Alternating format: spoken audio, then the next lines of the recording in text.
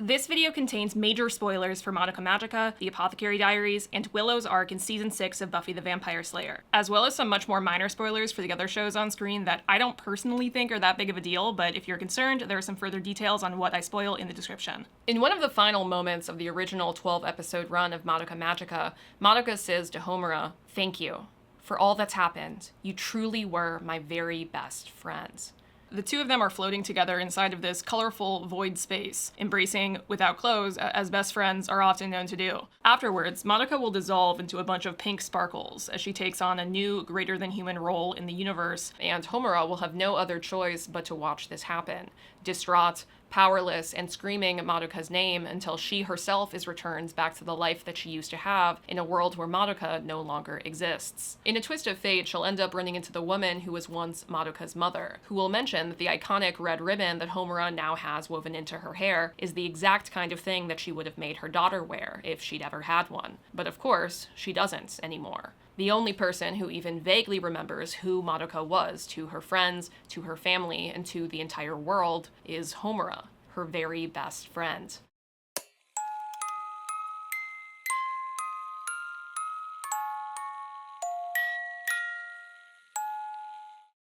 I've been thinking a lot about Yuri recently. I know, you too, but stay with me. Yuri, also known as girls' love, is a Japanese media genre that focuses on love between queer women. In fan spaces, you'll see Yuri both used to refer to works that are firmly in the Yuri genre, where sapphic relationships are the front and center point of the text, but also to popular, non-canon, mainstream Yuri ships that exist inside of other genres of anime and manga. So I've been thinking a lot about Yuri recently, but more specifically than that, I've been thinking a lot about doomed Yuri, which is a modern way of referring to something that has existed in some form for a very, very long time. In many ways, since before Yuri as a genre even really knew what it was. Doomed Yuri, in modern parlance, is Yuri that feels predestined to tragically end, whether that be through death, or betrayal, or separation, or something else in society beyond our individual control. And I find that for doomed Yuri in particular, these relationships are often subtextual. They're rarely canon in a bulletproof way, at least until you leave the mainstream, where, once again, Yuri as a genre inside of Japan and elsewhere is certainly alive and well. I mean, there's plenty of canon Yuri, doomed and otherwise, that will feed your entire family if you choose to look for it, but I'm most interested in this video in looking at a few of the big doomed Yuri ships that exist in mainstream anime on social media. I want to look at the ships that are gathering tens and hundreds of thousands of likes in TikTok edits, where it can sometimes feel like in fandom that they're somehow more meaningful, more true to fans as a direct result of the ways that they exist outside of and in a sense above explicit canon. I want to explore how the immense popularity of these ships feels connected to the very foundation of Yuri history, how they compare to similar non-canon mainstream yaoi ships, why they so often exist only subtextually in the margins of a story but still manage to gain such wide audiences anyways, and whether this widespread love that I've been seeing for doomed Yuri on social media is representative of a modern method of burying our own gaze, or if it's something else entirely. Importantly, for the rest of this, even though people do absolutely use doomed Yuri to refer online to sapphic relationships in Western media as well, excluding the very last part of this video, I am going to be focusing on doomed Yuri in mainstream Japanese media as it is consumed by Western audiences. Plenty of sad lesbians do exist cross-culturally, I promise you, but I had to come up with some way of narrowing all of this down, and I do still think that a lot of what I'm saying in this video also does apply to sapphic forms of representation across the spectrum in a bunch of different forms of media, with the asterisk, of course, that I think that the trends I'm presenting are most pronounced in this particular subsection.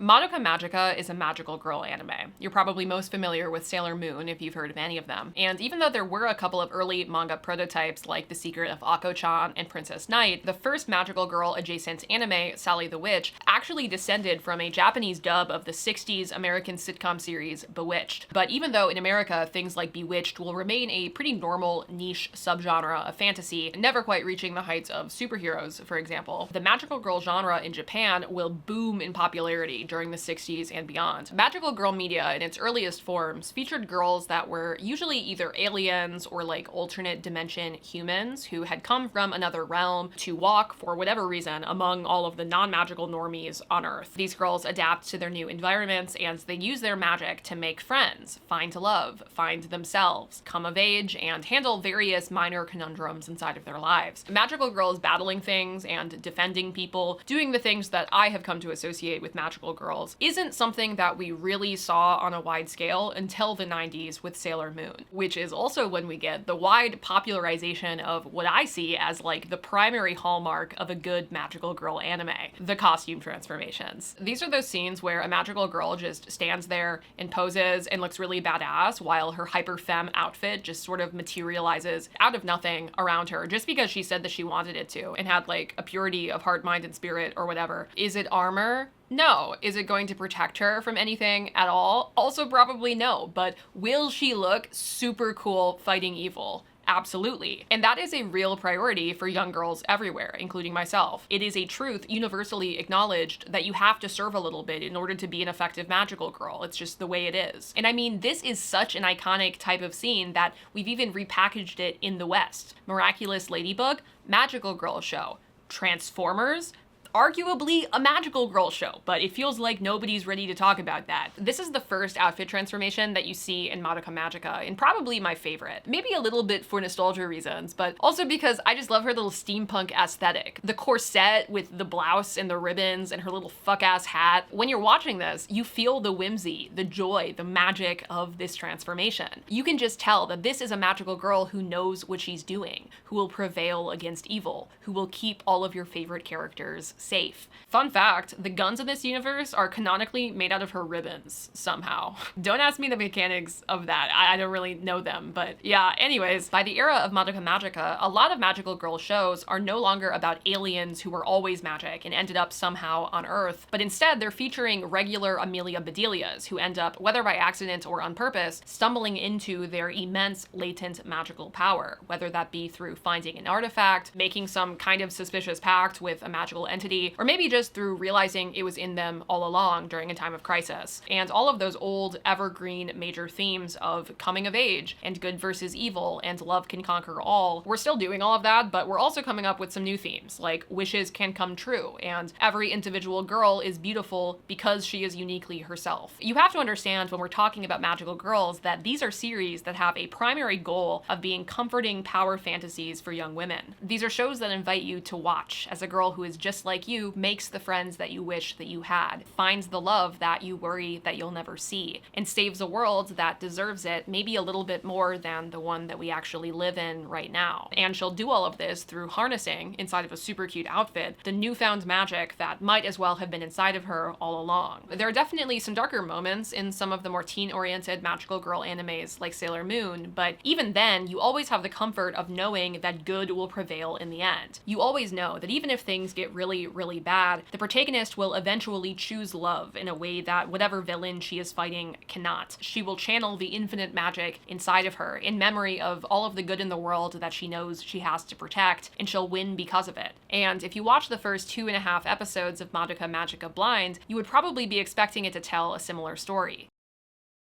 Our main character, Madoka, is a middle school student in Japan who is, like most 13-year-olds, not really sure what she wants out of life. Other than having pink hair and therefore being at risk of becoming an anime protagonist at any moment, Madoka really is, for all intents and purposes, a totally normal girl with a totally normal life. Right up until the moment that she meets this little white mammal thing named QB. Turns out that QB is being hunted, not by a monster, strangely, but by a magical girl named Homura, who is also the mysterious, quiet new kid inside of Madoka's class. The chase ends up getting interrupted by a witch, one of the super evil, but also really timelessly cool-looking mixed media spirit things that magical girls are honor bound to fight inside of this universe. And sweeping in to save them is Mami, a local magical girl who is in the year above Madoka in school. Mami jumps in, serves her look, shoots her fleet of ribbon guns a bunch at the witch, and it runs away, as I think most of us would in that situation. Soon after this, we discover that QB, turns out, is the creature that's in charge of magical girls. girls. He's like CEO of magic in this world. And as you know will come to pass, inevitably based on the premise of this show, Kyubi ends up making Sayaka and Madoka a tantalizing offer. If they decide to make a pact with him and agree to become magical girls, Kyubi will grant each of them a wish. Any wish. It can be anything, provided that the magical girl has enough latent magical power to make it happen. Kyubi makes it crystal clear here that for reasons unknown to us, Madoka specifically has more magical potential by far than anybody else that he's ever seen. If she were to become a magical girl, she would be like hundreds of times more powerful than Mami, for example, who feels at this point, by the way, to be like plenty strong, plenty capable of defeating witches whenever she needs to. But because of that latent strength inside of her, Madoka could get any wish that she could possibly imagine. Like, the options are limitless for her specifically. But in exchange for getting their wishes granted, magical girls also agree to defend normal humans from those evil witches that we met earlier, presumably forever, like in perpetuity. So you kind of have to make your wish good in order for that to be worth it. And Sayaka and Madoka are hesitant to just jump feet first into this deal. Homura at one point makes them feel really weird about it by cryptically saying that it's a bad idea. She's like, Madoka, stay as you are if you don't want to lose everything that matters to you. And also, neither of them really know right away exactly what they would want to wish for, so while they're still deciding, they spend the first few episodes of the series shadowing Mami as she dispatches a witch and saves someone, and also answers a bunch of the questions that they have about what it's really like to be a magical girl. Going into the end of the third episode, Madoka is so impressed by Mami's power and courage that she's thinking about just asking to be a magical girl, even if she doesn't have a specific wish in mind. Remember, Madoka at this point is really aimless and purposeless in a way that's super normal for a young person. She sees magical girlhood as like a good and kind thing that she can do for her community, and also as something that can make her into the brave and honorable person that she hopes to become. Being a magical girl might require sacrifice, but it's noble. Protecting people from evil is noble. This is something that we know about this genre. But all of this changes at the end of the third episode, when, during what should have been a typical battle for Mami, like the others that we've seen, instead, she's beheaded and killed by a witch in front of Madoka and Sayaka. And at this point, the show transforms into something entirely different. Because Madoka Magica is not a traditional magical girl anime in the mold of its 50 years of predecessors. It's a deconstruction of the entire genre, a subversion of all of the things that are usually taken for granted inside of it. Over the course of the following 9 episodes, it quickly becomes clear that this is less a typical magical girl anime than it is a work of surreal and existential horror. In the wake of Mami's death, Sayaka will still end up eventually deciding to make a contract with Kyubi, which is where we learn that, yeah, wishes do come true inside of this world, but never the way that you might expect, and only if you're willing to pay a horrible price. Magical girls, when they make contracts, are given these little soul gems that they can wear as rings and that serve as the source of their power. And it's also a visual indicator of what you can think of as their mana, because the cloudier that a soul gem gets after a fight, the less magic that they have access to, the less that they have in the tank. They re-up on their soul gem mana by killing witches and absorbing the grief seeds that those witches drop. So it's kind of a circular system, right? You use your magic to kill the evil thing gives you magic back that you can then use in the future to kill more evil things. Sayaka ends up wishing for the restored health of her childhood best friend, a violin prodigy who has, for reasons, lost the use of his hands. Obviously, Sayaka's been in love with him for her entire life as well, but that's not why she does it. She's not super interested in confessing so much as she just wants to see him happy again. Or at least that's what she thinks. But after her transformation, for reasons, she ends up getting into this fight with this other magical girl named Kyoko, who is really, really cool, but also kind of beyond the scope of this video. And in a misguided effort to try and prevent them from killing each other, Madoka takes Sayaka's soul gem and throws it over the railing of a bridge that's floating above a highway, thinking that if she doesn't have access to her soul gem, that'll stop her from transforming and fighting. But instead, immediately, like a puppet with its strings cut, Sayaka just goes limp and falls to the ground, because it turns out that Kyubi conveniently forgot to mention that part of making a contract with him involves the literal cleaving of your soul from your body and into the gem. He says to make it easier to protect, which you might think, that's bullshit. It is, but yeah, it's not in you anymore. Your soul is not in you anymore. Homura is able to get the soul gem back before anything bad can happen to it, but Sayaka is never the same. Kyubi also, to really drive the point home, as Sayaka is understandably grieving her soul leaving her body, he ends up torturing her through her soul gem just to like prove a point or aura farm or something. But yeah, that doesn't help. And Sayaka after this becomes more and more unstable. Her uncertainty about whether or not she's just a husk of a person now means that she never confesses to violin prodigy guy that she healed, and coincidentally, her other best friend who isn't Madoka, she was also into him, and she confesses to him instead, and now they're together. Current status, Sayaka sees herself as definitely a husk of a person who is also going to be alone forever. You know, be careful what you wish for, I guess. But this all contributes to a downward spiral that leads to what I would say is the big lore reveal of Madoka Magica. And if you're wondering, when will this be gay again? When will we be back to talking about Yuri? Just lock in, okay? Bear with me. This is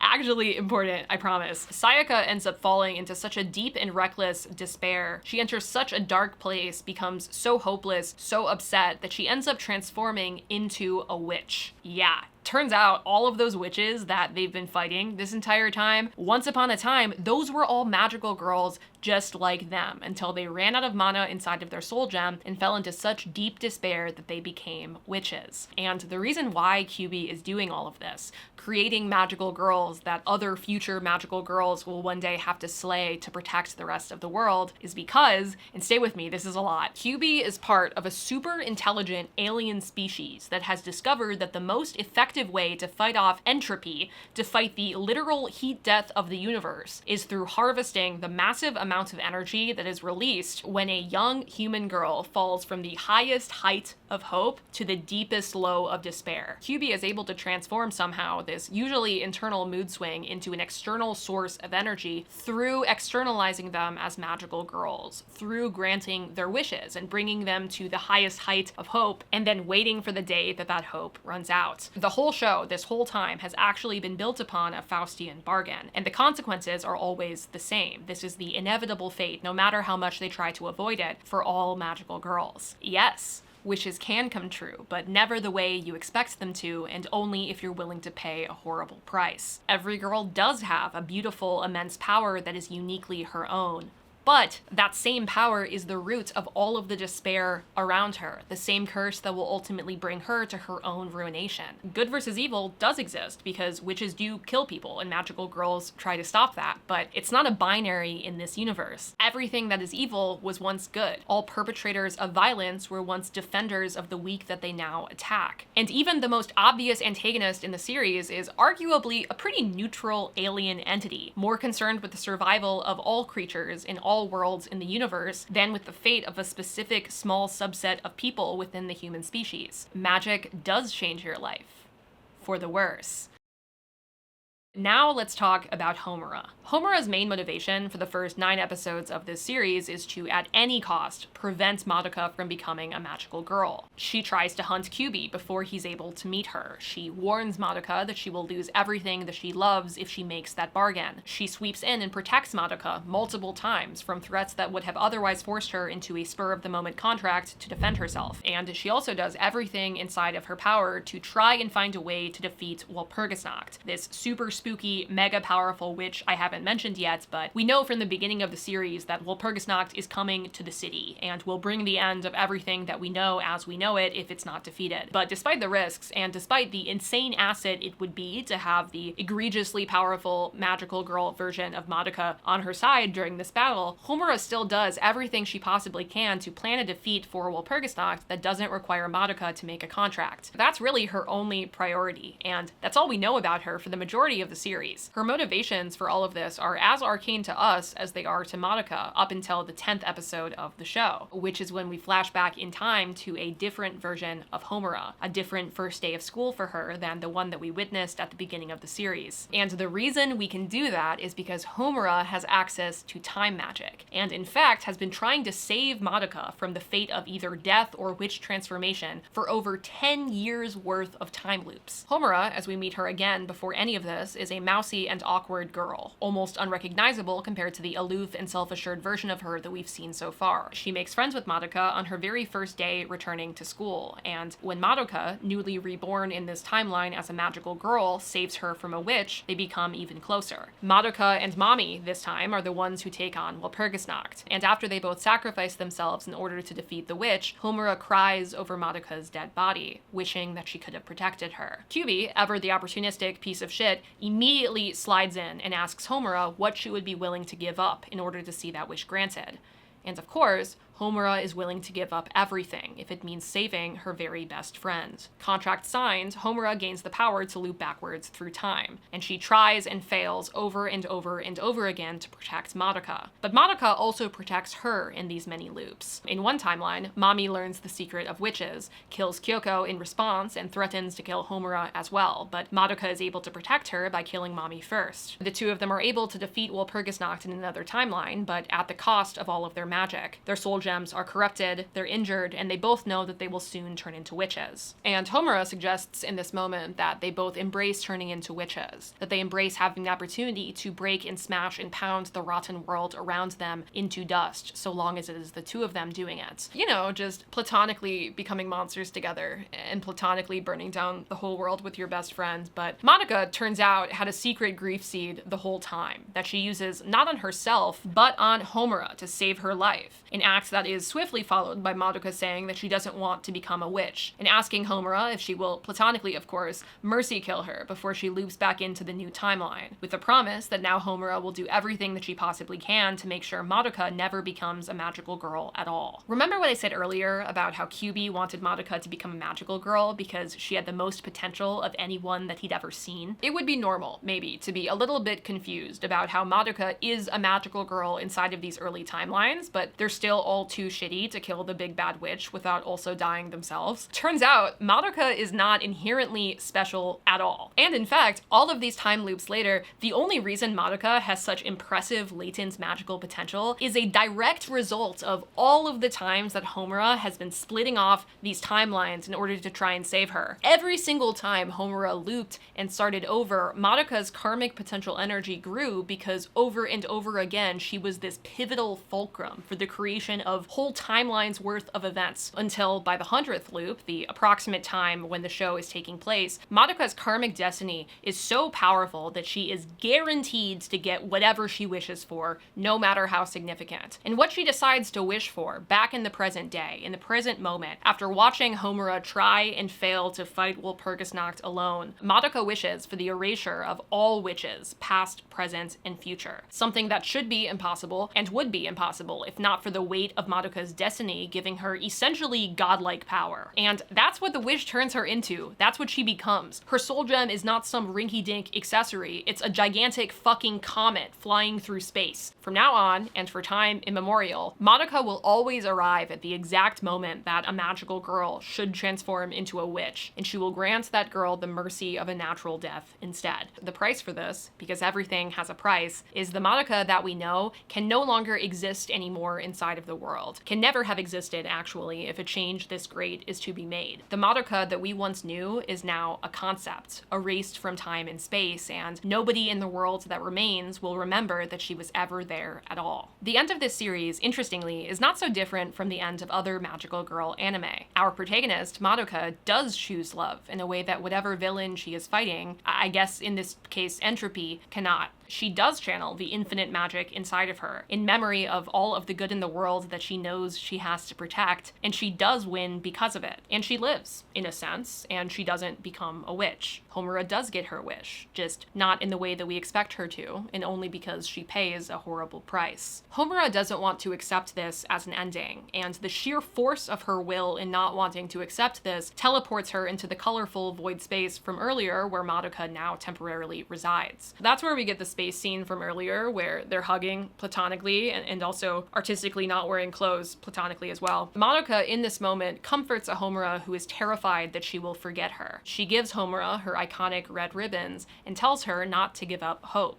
that she can do the impossible and remember her, that they're magical girls, and hope in a miracle like that is kind of the whole point, or at least it should be. And Homura is able to carry on. She does impossibly remember Madoka, and she fights new, free-range, ethical, not people versions of witches that still exist inside of this new universe. Not because she wants to, not because she sees the world as worth saving, but because it's the place that Madoka fought so desperately to protect. And that's enough for her. It's certainly possible to view Madoka Magica through the lens of Homura and Madoka just being really good friends, and I would argue that the plausible deniability that we see in this show is one of the reasons why the series has achieved such impressive mainstream popularity. But I hope that those of you watching will see what I mean when I say that the subtext here is practically just the text. To me, this is the story of two girls who love each other so much that one of them ends up time traveling so often and so impotently in an effort to prevent the other's fated tragic death that she accidentally makes the girl that she is trying to save so important to the fabric of space and time that she is capable of becoming a literal god. Which, of course she does, if that's the only way to save the people that she loves inside of her life. To save Homura, who will no longer have to sacrifice herself over and over again in every universe to try and save her anymore if there is nothing left to save. Have I mentioned that this show is fucking nuts? It's like a perfect piece of media,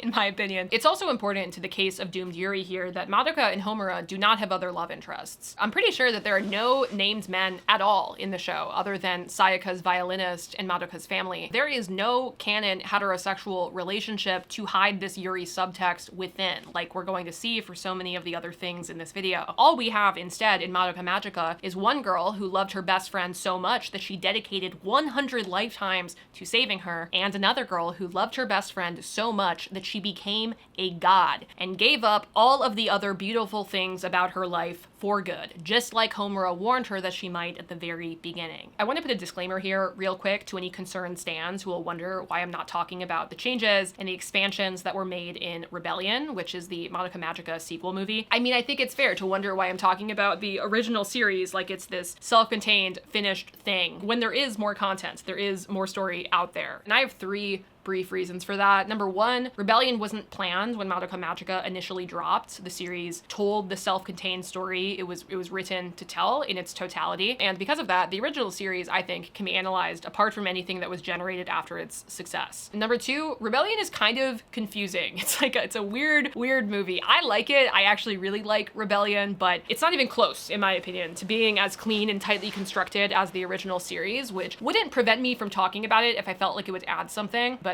honestly, point three, Rebellion, in my opinion, is equivalently gay and has an equivalently sad, doomed gay ending. And the movie overall feels like an extension of themes of tragedy and obsession that are already present in the original series. So I ended up deciding it was kind of redundant to talk about in this video, but wanted to mention it in case anybody's like, whoa, where's Rebellion? Side note, there's actually a new Madoka Magica movie coming out somehow 12 years later this summer, so that's neat. Trust I will be there to bear witness. But anyways, back to Yuri. The whole reason that I've been recapping Madoka Magica, beyond just the fact that it's peak and made me cry both as a teenager and also recently watching it for this video as an adult, the whole reason for that is because I think it's a great model through which we can see the lingering influence of one really important piece of Yuri history that feels especially relevant to how we talk about doomed Yuri today.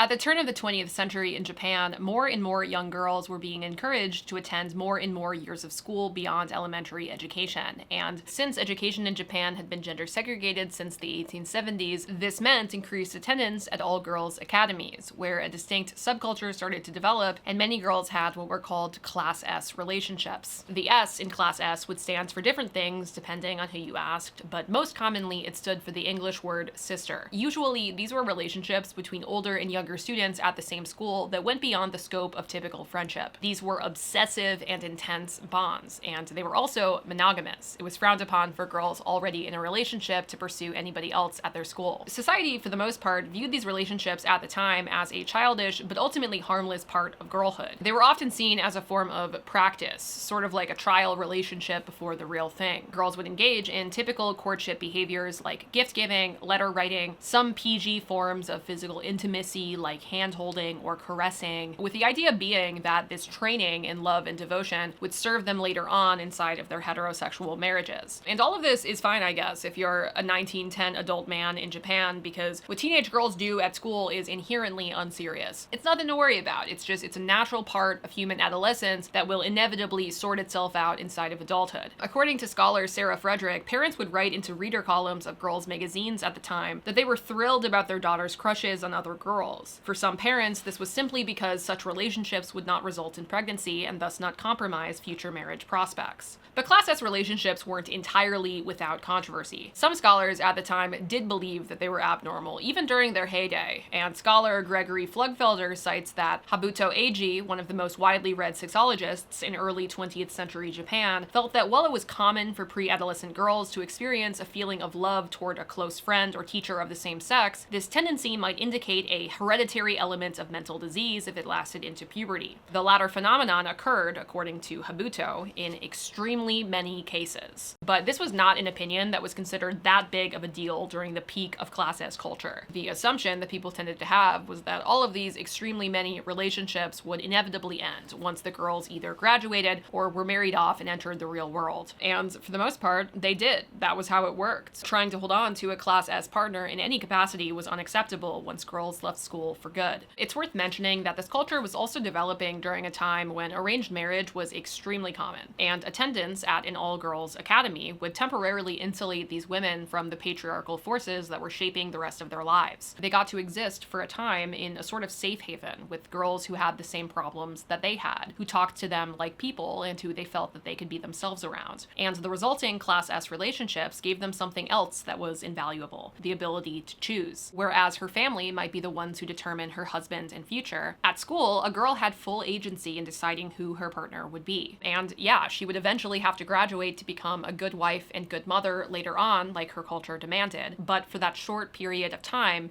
she was something close to free. It's actually really hard to find information online about what these Class S relationships looked like for the women who participated in them. Plenty of researchers and scholars now and then have had opinions from the outside looking in, but there are vanishingly few accounts from actual affected women and girls. I know that society viewed these relationships as temporary and naive, and that the girls treated them despite that with a stunning amount of intensity. But I don't know how they really felt or how they really saw each other. I know that these girls knew that their relationships were finite, but I don't know how much or how often that bothered them. I know that sex between women was still considered to be socially unacceptable, a perversion of this otherwise wholesome Class S phenomenon, but I don't know how often the intimacy of these relationships might have extended past gift-giving and hand-holding to any of the more physical forms of connection, or how often people were honest about that when they were asked. This was over 100 years ago. All of the people who could have once answered my questions directly are dead. The stories of whatever relationships they might have had during their formative years have died with them. Their interior worlds were mysteries to the adults in their lives then, and they remain that way now to me. But if I could turn back time and talk to them as they were then, if I could guarantee their honesty through guaranteeing their safety,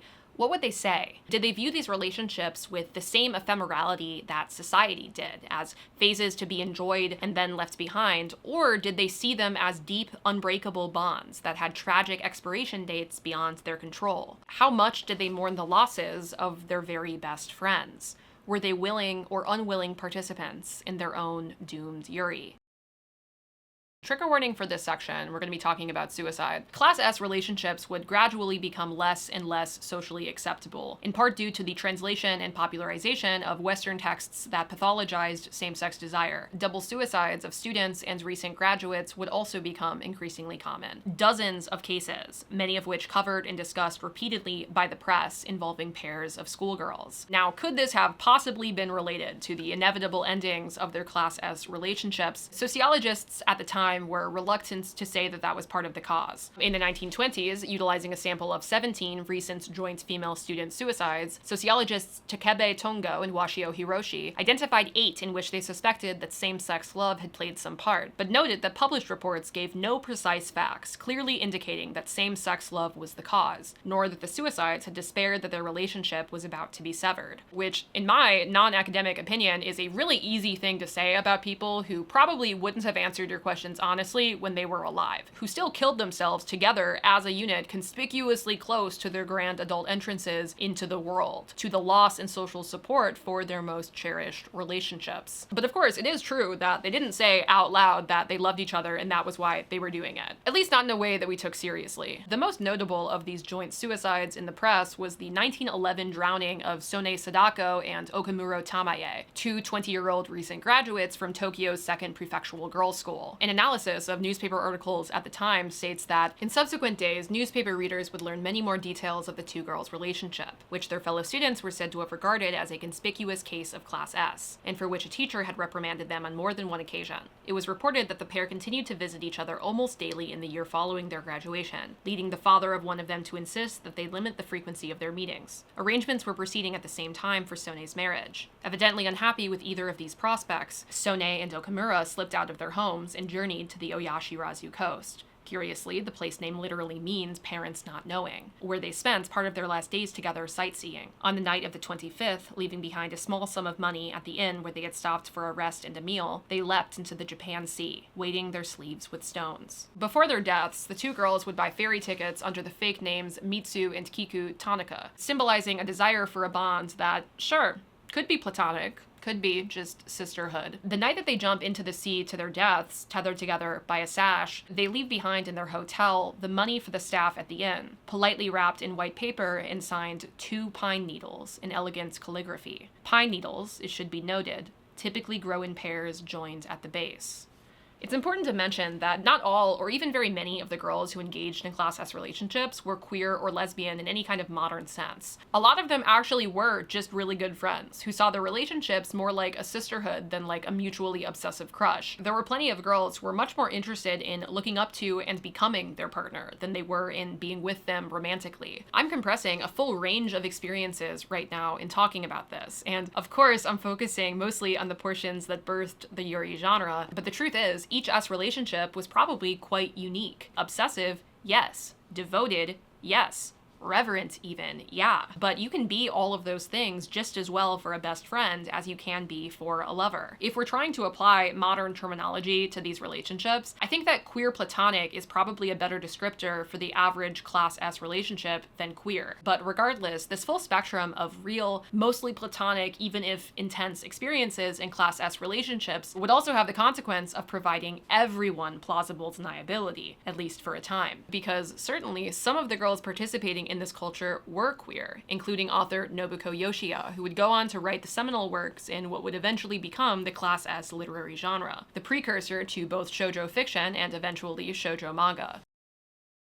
Nobuko Yoshia was born right at the turn of the 20th century. She attended high school at the peak of the Class S subculture before moving to live independently in Tokyo, in part to escape the scrutiny that she faced from her family, who held traditional beliefs about sexuality and gender roles. Yoshia wanted to become a writer, not a housewife, and so she left home to become one. Yoshia would end up one of the most successful writers, period, man or woman, in the early to mid 1900s in Japan, and she built practically all of her early success writing short stories and full-length novels about tragic, homoerotic female friendships. These were stories about girls who loved each other even though it was doomed, whether that be because one girl's love was unrequited or because both of them would ultimately have to take husbands after this brief summer in their lives. These were girls that were perpetually sad, perpetually mourning for each other and for themselves, for the childhoods that they would one day be forced to leave behind. And sometimes in Yoshia's stories, these girls would die, whether that be through an accident or through taking their own lives in tragedies reminiscent of Sone and Okamura. The queer messaging in these stories was sometimes quite overt. In one short story, Yellow Rose, one girl tells another about Sappho and how she was passionately devoted to a friend of the same sex, just something that you definitely tell to another girl that you just want to be friends with, I promise. And this is an admission in the story that drives the other woman to tears. Reiko's voice shook, barely managing to speak these words with her quaking red lips like petals. At that moment, a bell rang out, reverberating for a long while. Enfolded by the sound, the two shadows became one. The two shadows became one. That's what the kids were calling it. Me when my shadow becomes your shadow, except we were both girls. Anyways, in Yoshia's most controversial and well-known full-length novel, Two Versions in the Attic, the two titular versions, Tamaki and Akiko, do actually hook up, even if it's in like the most abstract way that you could possibly imagine. They basically embrace each other on a bed and then shiver and turn into water, and then they mix together as water in the form of two lonely teardrops that join together to become one. Very, very gay stuff. I mean, that would do numbers on Tumblr even now, to be honest with you. But following this, the couple in this story actually achieves the happily ever after that is absent from so much of the rest of Yoshia's work. Tamaki said, "Is there life without self? No, there is not. Akiko, let's become strong women. We should live forcefully in society with this attic as our starting point. Even if our actions are against social codes, our life is given just for us. We should look for our own way." But just like in modern mainstream yuri, outside of these more straightforward examples, it was much more common for Yoshia's work to be queer primarily in its subtext, in the reader's ability to read between the lines and see these deep, complicated emotional bonds between friends for what they actually were. Later in her life, Yoshia would write stories that were even less overtly queer, where friendship between adult women was seen as less like tragically romantic and doomed, and more as a critical support for the institution of marriage. This is work like Dana-sama Muyo, which directly translates, by the way, to husbands are unnecessary. Usually in these books, the main character's husband would do something stupid, like cheating on her or being otherwise useless, and the woman would lean upon a strong bond with a female friend. But these novels, again, no longer would cross lines that Yoshia was so comfortable crossing early on in her career. Hiromi Tsuchiya Dales notes in her study of Yoshia that when Yoshia depicts lesbian desire in her later work, her characters usually end up taking a means of escape, such as becoming nuns or dying. Lesbian love is never realized in heterosexual culture. In a sense, Tamaki and Akiko, after leaving their attic, are fated to play out this marriage narrative. The story of the attic has been sealed by Yoshia's superego and hidden behind the master narrative. I can't ask Yoshia why this development in her career happened, why she started pushing sapphic desire further and further into the margins of her stories. But if you'll allow me to theorize, I can't help but wonder a little bit if this happened in part to protect herself from too much oversight around some changes that were happening inside of her actual life. Right around the time that Yoshia stopped writing overtly queer stories, she started to live with a woman who would ultimately become her life partner. Because Yoshia was almost certainly a lesbian, even though she never labeled herself that way in a modern sense. The book I mentioned earlier, Two Versions in the Attic, is said to have been quasi-autobiographical, mirroring a real romantic relationship that existed between Yoshia and a roommate that she had as a young adult that ended soon after it began. After its publication, the roommate actually wrote Yoshia a string of letters about the novel. "I hate novelists. I hate you, too. I wonder if art really has power to heal human solitude and pain deep inside the mind. Please forget about being a novelist. I am so lonely." Sad as that might be to read, the two of them apparently broke up for a reason. The relationship didn't last, at least in part according to her diaries, because Yoshia viewed the roommate as a possessive and jealous partner, uncomfortably close in temperaments to a controlling boyfriend, to a patriarchal relationship dynamic that Yoshia wanted no part in. After this breakup, Yoshia would go on to have a different relationship with a woman named Chiyo Monma, who she met when she was 27. 1 year into that relationship, Monma would spend 10 months away from Yoshia due to her job as a teacher. The two of them would exchange dozens of letters during their time apart. Eventually, 1 month out from her return, Monma would write a particularly distressed letter about the lack of societal support for their relationship, and Yoshia would respond with her plan to build a home for them, and following that, to adopt Monma as her child. Which sounds cuckoo bananas insane until you realize that it was the only way for these two women to bind themselves together in the eyes of the law in a country that did not allow for same-sex marriage. To celebrate the adoption, Yoshia wrote that the two of them should plan an unofficial wedding ceremony and reception, inviting their closest friends. At the end of the letter, Yoshia added, "I cannot wait for another month or more for your return. Please come back as soon as possible and don't ever leave me again. I promise I will stay with you until the day that death parts us. Oh, my dear Monma, how do you feel about this?" Monma, it seems, was on board. The two of them would not be separated again. They would travel the world together and buy several houses, reaping the full benefits of Yoshia's immense commercial success. And after a full 50 years together, Yoshia would fall ill in her 70s, requiring Monma's full-time care. In a diary entry written during this time, she writes, "Chiyo, on your birthday, I give thanks to fate which gave this person to me. Life happiness because of Chiyo." Approximately 1 year after this entry, Yoshia will peacefully pass away. Monma is holding her hand when she does, a full 50 years of memories strung out between them. The next day, Monma will say in a press interview, "Even in her old age, Miss Yoshia remained in pursuit of the sweet fragrance of her girlhood dreams. Perhaps that is what attracted me. The passing of 50 years is, perhaps, merely one lady's dream." For Yoshia, the subtext was the text. In part due to her wealth and success, she was able to live the life that she likely would have wanted for many of her characters. Even if it wasn't perfect, for 50 full years, she was able to bask in that sweet fragrance of her girlhood dreams alongside the love of her life. It's certainly possible to read some of Yoshia's work and think that the women in her stories are just really good friends. Of course it is. They were designed to have plausible deniability. They would never have been allowed to achieve mainstream success if they weren't. And Class S relationships were complicated. They weren't always queer, but even when they were platonic, even when they were deemed harmless, even if society would temporarily claim otherwise,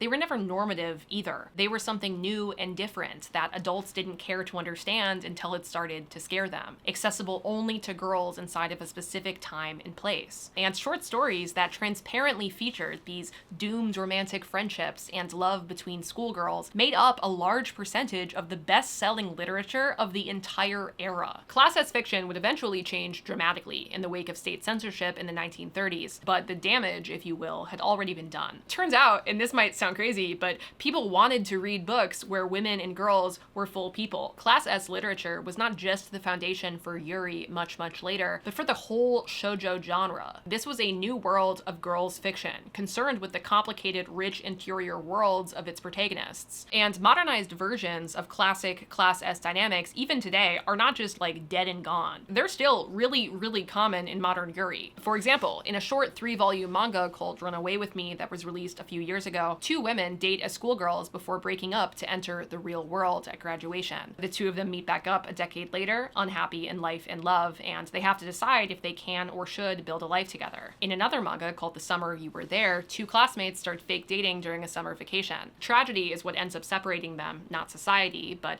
still, here we also see the ephemerality of childhood love, the inevitability of loss prior to graduation, and the transcendental impacts that these relationships have anyways. This is the legacy of Class S. If you look for it, you'll see pieces of it in practically every modern piece of Yuri that has anything to do with school, with growing up, or with loss. I'm hopeful that with the 2 pieces of the puzzle that you now have, you can understand why I would say that the relationship between Madoka and Homura, we're back to anime, believe it or not, it feels modeled after, or at least significantly influenced by, the foundational Class S genre. As we learn very late in the show, Madoka was actually the one who originally fulfilled the role of senior, the more experienced student and magical girl who is set to mentor new student Homura. And through forging such a strong connection inside of that very first timeline, Homura ends up willing to give up everything if it means protecting Madoka. But despite a love between them that feels at once platonic and deeply romantic, like it's complicated and also the simplest thing in the entire world, still their time together is temporary. Homura, much like a protagonist inside of one of Yoshia's short stories, spends the entire series mourning the loss of her very best friend, over and over again until she finally gets it right for once and then still has to mourn her again anyways. Neither of them will ever go back to being the girls that they were before they knew each other, and they also won't come of age together, crossing as a pair bravely into adulthood. Instead, they'll never see each other again. The rest of their lives is just something that they'll each have to figure out on their own. Carve out all of the fantasy elements, forget for a moment that they're supposed to be magical girls,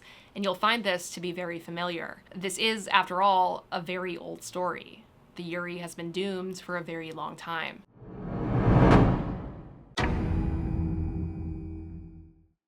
Maybe I'm forgetting something. I'm sure I'll be corrected if I am, but I can't think of a single canon piece of Yuri that had the net impact on fandom that Yuri on Ice had, at least in the West. Yuri on Ice is ironically yaoi. It's a sports boys love anime featuring a quiet and anxious figure skater at the lowest point in his career, who ends up catching the handsome gay eye of a former world champion who offers to coach him. This was, to say the least, an extremely compelling premise to the Super Hulak adjacent on Tumblr at the time, and honestly, a part of me is pretty surprised that it didn't get a massive massive resurgence in the wake of Heated Rivalry. Yuri on Ice is obviously significantly less explicit, but still, I mean, you have two men in an ice rink who want to smash with their hearts and minds as well as their bodies. I mean, fuck, one of them's even Russian. But unfortunately, despite its incredible success at the time, Yuri on Ice would only receive a single season due to various alleged reasons, probably some homophobia. I mean, there's a lot of speculation online that we don't need to get into. But even though the story would end fairly abruptly, I still remember the cultural impacts that it made on Twitter and Tumblr in the 2010s. It's worth emphasizing here again that I am viewing this entire project through the lens of how I and people like me who are, and this might shock you, not Japanese, are engaging cross-culturally with Japanese media. I am viewing all of this from the perspective of English language fanfiction, English language TikTok edits, English language Tumblr. And I know that to an extent, what becomes popular over here internationally is not always the same as what becomes popular in Japan. But here, at least, I don't feel like we have a canon Yuri equivalent to the success of Yuri on Ice. The best recent example that I feel like I can offer you is Mizusuwa from Alien Stage, which is not even Japanese and not even an anime. It's more like a series of really abstract, interlinked music videos that are made by a studio in South Korea in a style that's familiar to Western anime fans. Alien Stage features a couple of different doomed queer couples, and if it missed you, if you've never heard of it, it's really blown up over the past couple of years in a way that reminds me a little bit of Danganronpa, maybe, but still, maybe I'm just old and biased, but I also feel like I'm right in saying that the cultural impact of Yuri on Ice was just so much bigger at the peak of its popularity. I could also see an argument that the best that we have in mainstream canon Yuri, the best competitor to Yuri on Ice, is Ymir and Historia from Attack on Titan. The two of them have a connection that this will be familiar to you, is mostly subtextual, plausibly friendly for most of the series, I guess, to anybody who either didn't care or didn't have eyes. The two of them do various gay things like carrying the weight of each other's deepest, darkest secrets, saving each other's lives and risking everything, and trusting in the good of the other person, kind of blindly, even through betrayal. You know, casual stuff like finding within the other person the will to continue living and the strength to pursue what you want as an individual and not just what all of the other influences inside of your life want for you. Stuff like that. But sure, I mean, yeah, they could totally just be really good friends. I would carry dark secrets for my best friends, probably. But then, late in the series, Ymir writes what she calls outright a love letter to Historia. And she says in her letter that the only regret that she has in this life is that she was never able to marry her. And for just a single moment, after the two of them have already been separated and after it was already clear that they would never see each other again, the series boldly acknowledges the relationship that they had for what it was. Sure, the Yuri was already doomed by that point, but at least we had evidence of the affair, because it's a big deal to have a ship like that confirmed as canon. There are always going to be people who insist that the gayest, most unbreakable soulmate bond connection that transcends space, time, history, betrayal, the gayest thing that you've ever seen, somebody on Reddit is saying that you're insane for thinking that those two characters could possibly have feelings for each other. And to be clear, people are still saying that sometimes about Ymir and Historia, but it's really cool to be able to point towards what is essentially direct confirmation like you can with that scene. That's something that you almost never get inside of mainstream anime. But still, even in this second case, the two of them are not central figures inside of the story. Attack on Titan has a really large ensemble cast, and they do matter, but I would argue that they're not even in the top 10 most relevant characters if we're going by something like lines of dialogue. And so even though their relationship is essentially canon, it's not the focal point of the narrative like with Yuri and Victor on Yuri on Ice. If you remember my definitions from the beginning of this video, it's still not remotely close to being something that could be categorized as genre Yuri. Also with this, in general, there are plenty of really popular non-canon Yuri ships, but even the most popular among them have much smaller fan base when compared with similar non-canon yaoi. There is no Yuri, Sasuke, and Naruto, no Yuri, Geto, and Gojo. There is no Yuri Bakudeku. Togachako, a Yuri ship that we'll talk about later that exists inside of the same series as Bakudeku, has only 3,400 fics on AO3 compared to Bakudeku's 58,000. In 2025, there were only 9 FF ships inside of the top 100 fastest growing ships by volume on AO3, and the only ship out of those 9 not from Western media was Mizusuwa, our Korean doomed Yuri from earlier. For comparison, 62 out of the top 100 were MM. And there are lots of reasons for this. I mean, coming up with reasons for this, for Fujoshi culture as a whole, is an entire genre of video essay that already exists. If I were interested in dipping my toe into that discourse, I could argue that mainstream media is a lot more likely to portray male protagonists in general, which means that the deep and complex male-male friendships and rivalries that inspire rabid fan bases are inevitably going to be more common than similarly nuanced relationships between women. But I could also argue that we as fans play a vital role in what gets popular, and therefore in giving shows with compelling ships an audience that FF media doesn't often have. That it is directly because of fan desires that writers and producers make the decisions that they do to produce the content that they feel is primed to best commercially succeed. It also feels likely to me that even though absolutely there are tons of queer people inside of fandom, straight cisgendered women, historically the demographic that has produced the lion's share of fan content, are just intuitively going to be more likely to read and write steamy slash-fic about hot and tortured men than they are going to be about women. And I would possibly even argue that slash-fic is written more often for an audience of other women than it is for any imagined audience of queer men. And all of those theories are likely at least partially true, but they're still not the full picture. Again, that question of why is so much more popular than FF and why spaces are dominated so much by female writers is a whole field of discourse that is mostly beyond the scope of this video. And I don't at all bring this up to shame writers or enjoyers, because I too am a simple woman, okay? I also like yaoi. I think it's fun, it's a good time. I just bring this up to acknowledge that it's true, because the fact that there is a conspicuous disparity in the popularity of these ships is critical to the points that I'm going to be making for the rest of this video. The presence of a full spectrum of ships inside of mainstream anime means that even though, yeah, we do absolutely have doomed yaoi, Geto and Gojo, Ash and Eiji, we also have plenty of non-doomed yaoi, Hinata and Kageyama, Bakugo and Midoriya, where there's no actual reason that it wouldn't work out other than just that the canon didn't go that way. Where fanfics for these ships aren't forced to reckon with tragedy and separation and death in order to tell a canon-compliant story. And critically, this latter group of ships, the Bakudekus of the world, are just as popular as their doomed counterparts. And so it feels especially significant to me that the few Yuri ships that breach containment and exist inside of mainstream anime are almost always doomed. But it's not just that the Yuri is doomed in concept, it's also that so many of us like it that way. Scroll through a comment section for any of the 30 million edits of the same 10 Togachako scenes on TikTok, and you'll find legions of people saying shit like, "You are sick. Sick, sick, sick, sick, sick. This needs a watermark so people know who to blame. The ticking under your bed isn't a clock." Hundreds of people pretending as a bit that every single time they open up this godforsaken app, they aren't half hoping that they'll get another edit of those same 10 scenes, those same 10 crumbs that the writers gave us, except maybe set to Leve instead of Chapel Roan this time. The people right now are yearning for doomed Yuri publicly at a level that I feel like I've never seen before. But before we get into whether or not I think it's a problem that these popular stories tend to hurt as good as they do, I am benevolent, and I would like to help any of you guys who are somehow not already fellow Yuri enthusiasts, who are primed to see wives inside of everything. I feel like there's probably at least one or two of you guys who are here primarily for the vibes, or maybe here because I put Buffy the Vampire Slayer in the thumbnail. So for your benefit, and because I want to talk about it, I want to explore more in depth through a case study how even ships that not only are not explicitly canon, but more than that, aren't even close to being the primary focus of their stories like you get in something like MADOKA MAGICA, how even ships like that still end up being queer-coded and meaningful for so many people, and why these couples end up being so deliciously compelling and sad in fandom, even in stories where the canon options are also good.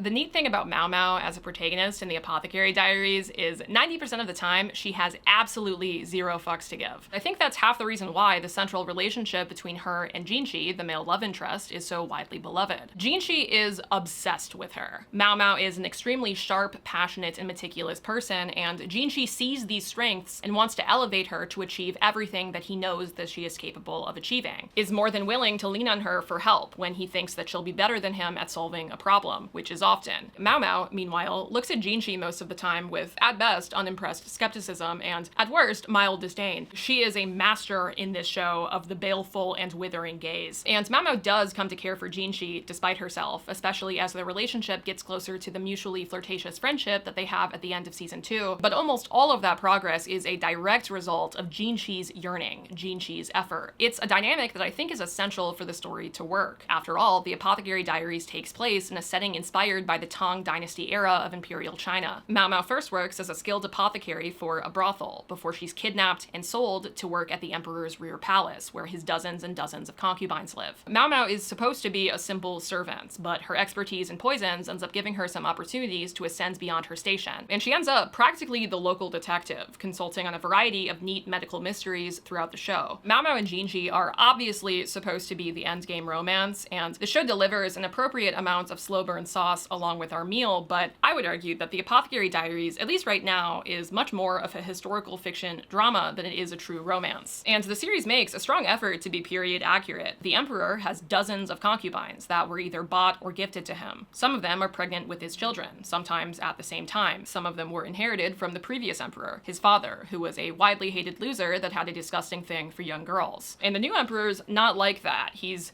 woke and based because he passes the extremely low bar of only liking women his age, but he's also not quite willing to give up his dozens and dozens of adult women concubines that are essentially trapped on his estate. Mao Mao was also raised in a brothel that has both a rich culture of internal community among the women and also a matron who is willing to kick girls out onto the street, exposing them to dangerous diseases should they not be of continued use to her. The Apothecary Diaries overall ends up being a serious and accurate reflection of how few choices women really had inside of this time period. Jinshi is in charge of the rear palace, and therefore in charge of all of the women who live there, concubines and servants alike. He is also, we learn, secretly the crown prince, and he was raised in an extremely strange environment with no real understanding of how to interact with people who don't want something from him. Jinshi is considered extremely attractive by practically every character on the show, and Mao Mao is one of the first people ever who hasn't eaten out of his hands within moments of meeting him, which is a big reason why he becomes so attached to her so quickly. But Jinshi is still the person who has all of the power between them. Jinshi is a literal prince, even if he's hiding in a symbolic leadership position. And Mao Mao is a woman, a kidnapped slave, a commodity to be bought and sold, even if she's also the genius main character solving all of the mysteries in the rear palace. If Mao Mao was the one who is pathetically obsessed with Jinshi, the romance wouldn't work. The Apothecary Diaries, in a lot of ways, is a story about consent, and I think that this is how the author attempts to give Mao Mao in this relationship dynamic the power that she doesn't have elsewhere as a woman at this point in history. Mao Mao consistently has the right to choose, to ignore him, to make fun of him, to be thoroughly unimpressed by him. The two of them come from different stations, absolutely, but Jinshi sincerely doesn't see it that way, for better and for worse, which means that Mao Mao really can treat him however she wants. Not that she often feels comfortable doing that, of course, considering that she's a smart and wary girl, but the point is, they humanize each other. To Mao Mao, Jinshi is not some untouchable Adonis to be obeyed without thought. He's instead just a guy who is pretty annoying sometimes, but is also trying his best to be good. And to Jinshi, Mao Mao is not just some impoverished girl to be used and discarded as befits her station, but instead a gifted and intelligent apothecary, as good as and better than any man in the whole of the rear palace, maybe in the whole of the country. Jinshi can occasionally be a little bit weird and forceful with boundaries in a few of the more infamous scenes in the show, as I would argue Mao Mao is as well, but both characters exist in a time and place so detached from modernity that it feels simplistic to look at what he does through a modern lens of affirmative consent. This is a story where the prolonged silences between Jinshi and Mao Mao, her ability to pull away during these slow, sometimes painfully awkward moments of the show, all of that exists in direct contrast to what we also see as the forceful, immediate, and unavoidable abuse of other women inside of this world. Their growing relationship is directly tied thematically into what the story is saying about the negotiation of consent in a way that I find really interesting. Mao Mao treats Jinshi with the same amount of bemused nonchalance at the end of the second season as she does from practically the moment that she meets him. Their relationship at this point is playful and romantic, and the two of them are on the verge of kissing like 3 times by the end of this season, but they keep getting interrupted, of course, to artificially extend the slow burn, but you can tell why they'd be good together. It's maybe a little bit weird to put it this way, but they're traumatized in complementary ways. Watching the romance subplot evolve in the Apothecary Diaries is kind of like you're watching a game of chess if you're actually really good at it, which is not an experience that I've had, but just let the metaphor cook. You can see where the pieces are at the end of the season, how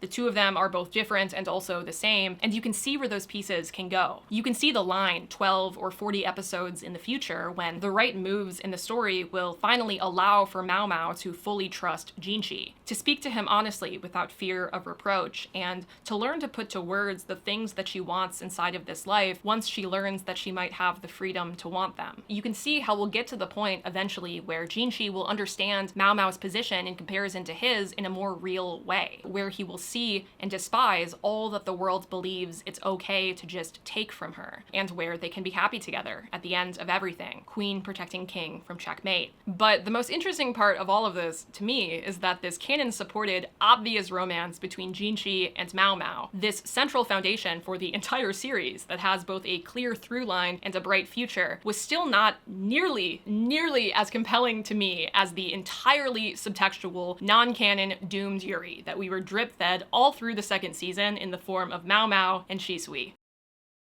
We first meet Shisui in a field. Mao Mao is trying to catch a cat, fails spectacularly, and then Shisui appears out of a bush to save the day. But the two of them actually become friends a little while later when they meet at a market, brought together by a third girl, Mao Mao's friend Xiaolan. Shisui, it turns out, is as into bugs and insects as Mao Mao is into poisons. And I haven't spent that much time talking about it so far, but Mao Mao is very into poisons. She doses herself with them all of the time, ostensibly to learn more about medicine, but really just because she finds it kind of fun. It's like her one hobby, to the point where it's a recurring bit that whenever Jinshi wants her to do something that's especially difficult, he bribes her with the promise of gifting her some rare and difficult to find poison. But anyways, the cool thing about bugs is that some of them are poisonous. This is instantaneous common ground. Shisui and Mao Mao make plans to go and look for spiders or whatever together, and this is the first time that we see Mao Mao interacting with someone who is as interested in something as she is, who actually shares her love for something that most of society sees at worst as kind of suspicious and scary, and at best as kind of lame. It's even better that their interests have any kind of common grounds between them at all, but even still, it's really significant. Mao Mao and Shisui talk about bugs a few more times as they become closer and closer friends, and Shisui is unapologetically herself in these scenes, excited to share everything that she learns with Mao Mao, happy to help where she can with the various schemes happening around the palace, and steadily, Mao Mao grows to respect not just Shisui's enthusiasm, but also her surprisingly shrewd intelligence, her drive to always sniff out the best possible deal. There are a few moments where Mao Mao does some suspiciously bi activities, like checking Shisui out at the bathhouse or whatever, but for the most part, they are actually friendly in a normal way, up until everything starts to change when the main twist of the season is revealed. For the whole show, up to this point, one of the central plot lines has been the attempted and sometimes successful murders of heirs in the line of succession. We start off back in season 1 with Mao Mao finding out that exposure to toxic chemicals in makeup led to the death of one of the newborn children at the rear palace, and we learn later on that that might not have been accidental. We also get Mao Mao managing to miraculously stop an assassination attempt on Jinshi that happens towards the end of the first season, but by the second season, the concubines have started to become a lot more private about their pregnancies, and for good reason. I mean, this shit has been kind of insane. Ladies-in-waiting have been caught trying to give their assigned concubines these particular mixes of oils and plants and stuff that together serve as abortifacients. It's been tough, man, and it's kind of been standard issue violence, I guess, for royal families, especially in fiction, but it's still been a lot to unpack. And in the middle of the second season, it's starting to become obvious that this is all a part of some much greater plot. Mao Mao finally cracks the code and is suspicious of the right people, and it turns out that the mother of one of the newest Big Four important concubines, Lolan, is the person who is behind this. She and her stepdaughter, Suirei, have been trying to eliminate all of the other heirs, so that way Lolan can ultimately carry a child that will one day ascend to the throne. And as a result of starting to figure this out, as just a little reward for knowing Bull, like always, Mao Mao gets kidnapped. Suirei ends up taking Shisui as collateral to force Mao Mao to go with them, and the three of them end up journeying pretty far from the rear palace back into Suirei and her stepmother's territory. And on this journey, before too long, it becomes really obvious to Mao Mao that Shisui knows Suirei and is somehow involved in this kidnapping. And in fact, we learn that not only are the two of them sisters, but more than that, Shisui is concubine Lolan, living a sort of Hannah Montana double life inside of the rear palace that has been assisted by this entourage of nearly identical ladies-in-waiting who will just take her place and dress up in her clothes whenever she has to do an official event. Mao Mao was a little bit suspicious of Lolan prior to this reveal, particularly for a servant girl. It was really weird that Lolan could read and write so well. Really weird that she could clearly seen images of rare bugs that only existed in extremely expensive books. And Mao Mao had noticed those things, but still, it was really weird for her to realize realized that she might know nothing at all about the girl that she had considered one of her closest friends. But Lowland's plan, it turns out, is not exactly what her mother and sister have in mind. Lowland doesn't really want to murder innocent heirs and children, or rebel and take control of the country, particularly given that her mother's reasons for wanting to do so aren't rooted in any sense of justice or morality, but rather in a deep-seated insecurity and thirst for power. Instead, Lowland has been secretly planning to expose her mother's rebellion, to end the assassination attempts and corruption and scheming, while also protecting the most innocent people inside of her clan from the Emperor's retribution. And she plays along, sure, but she has no intention through all of this of carrying the Emperor's child as her mother so desperately wants. In fact, she's been secretly taking abortifacients of her own in an effort to terminate a pregnancy that's already taken root. It's likely that Lowland participates in Mao Mao's kidnapping, half because Mao Mao was starting to know too much about the plans at the palace, but also half because she knew that Mao Mao's connection, not just to Jinshi, but also to others at the palace, would lead to rapid military action in response. And that would provide her the backdrop that she needed to expose her mother, to end this chaos once and for all. And she is willing to use Mao Mao to do that. She's willing to make Mao Mao into her pawn. But even despite that, Lowland continues to protect her. When Shunmei discovers Mao Mao in a place that she shouldn't be and threatens to kill her, Lowland lies and convinces her that Mao Mao is just the new apothecary, working on the potion of eternal youth that her mother has lusted after for many years. When Mao Mao is caught participating, even if inadvertently, in an escape plan, Lowland convinces Shunmei to punish her with something called a taiban, basically a medieval punishment where a bunch of venomous creatures are released to go and run around a prison cell with a prisoner. Lowland knows full well that Mao Mao will be able to handle it, that she'll leave the taiban both safe and whole. Mao Mao might be a pawn out of necessity, but she's not disposable. And soon after this, when Mao Mao sees Lowland set a room full of weapons and gunpowder on fire in order to ruin the defenses of her mother's stronghold, she realizes, despite everything, that the two of them might be on the same team after all. Lowland is honest now, with all of her layers peeled back for Mao Mao to see. She tells her about the ways that her mother abused her as a child, would beat her and throw hot water at her whenever she made minor mistakes. She talks about the way that she was made to feel her whole life like a pawn in somebody else's game, the way that over time her identity was stripped away from her. The name Lowland, to her, represents someone who was never allowed to be a full person. Lowland is a tool, a dress-up doll for her mother.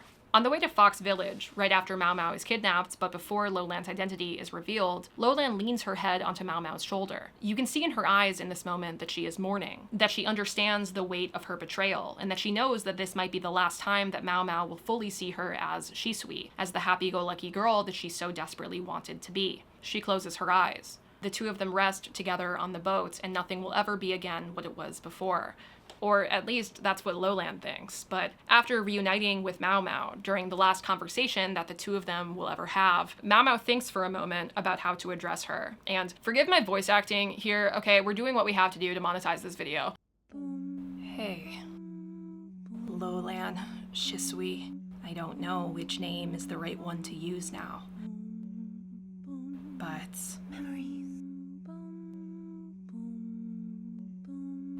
still. Hey, Shisui.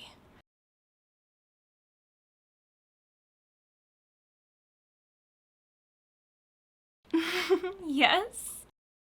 Lowland, or Shisui once more for the rest of this, doesn't react to this with much more than a smile and a couple of tears. With everything going on, there's no time for anything else, but this moment is critical. Here is Mao Mao, choosing to see past all of the things that Shisui never told her, choosing to accept a betrayal that she might never fully understand. Here is Mao Mao choosing to see her not as who she was forced to be, not as who she kept hidden, but as who she chose to be instead, who she always might have been without the weight of her birthright and her mother's expectations. Here is someone who knows her well enough to know that Shisui is who she wanted to be all along. Someone like Shisui is probably who she would like to continue to be, in a world where she saw a future for herself past this plan of hers. Because Shisui knows that someone is going to have to take the fall in order for the majority of her people to be safe. Shisui is prepared to sacrifice her life in order to ensure that her clan is not punished for a coup that they had no part in planning. And Mao Mao also knows her well enough to know that this is her goal, that Shisui doesn't plan on coming back. on living past today. Mao Mao is a character who doesn't often feel strong emotions for the people in her life, even people that she loves, and she's especially uncomfortable verbalizing any emotions that she does have. There's a scene earlier in the series where she is so incapable of telling Jinshi that she adores her position as Lady Gyokyo's taster and low-key personal doctor investigator that Jinshi fairly assumes from her silence that she must actually yearn for the freedom that she used to have outside of the rear palace. And Mao Mao doesn't actually want that, but she also doesn't say anything, so he ends up firing her even though neither of them actually want her to go. Mostly because of this tendency that Mao Mao has to think all of her thoughts really intensely inside of her head without saying any of them out loud. And as Shisui stands up to leave for what Mao Mao can tell is the last time, there's a moment where it feels like Mao Mao might do that again, might think about all of the reasons why Shisui should run away and live the rest of her life for herself and never actually verbalize any of them. But instead, she is uncharacteristically gripped with emotion. She races forward just this one time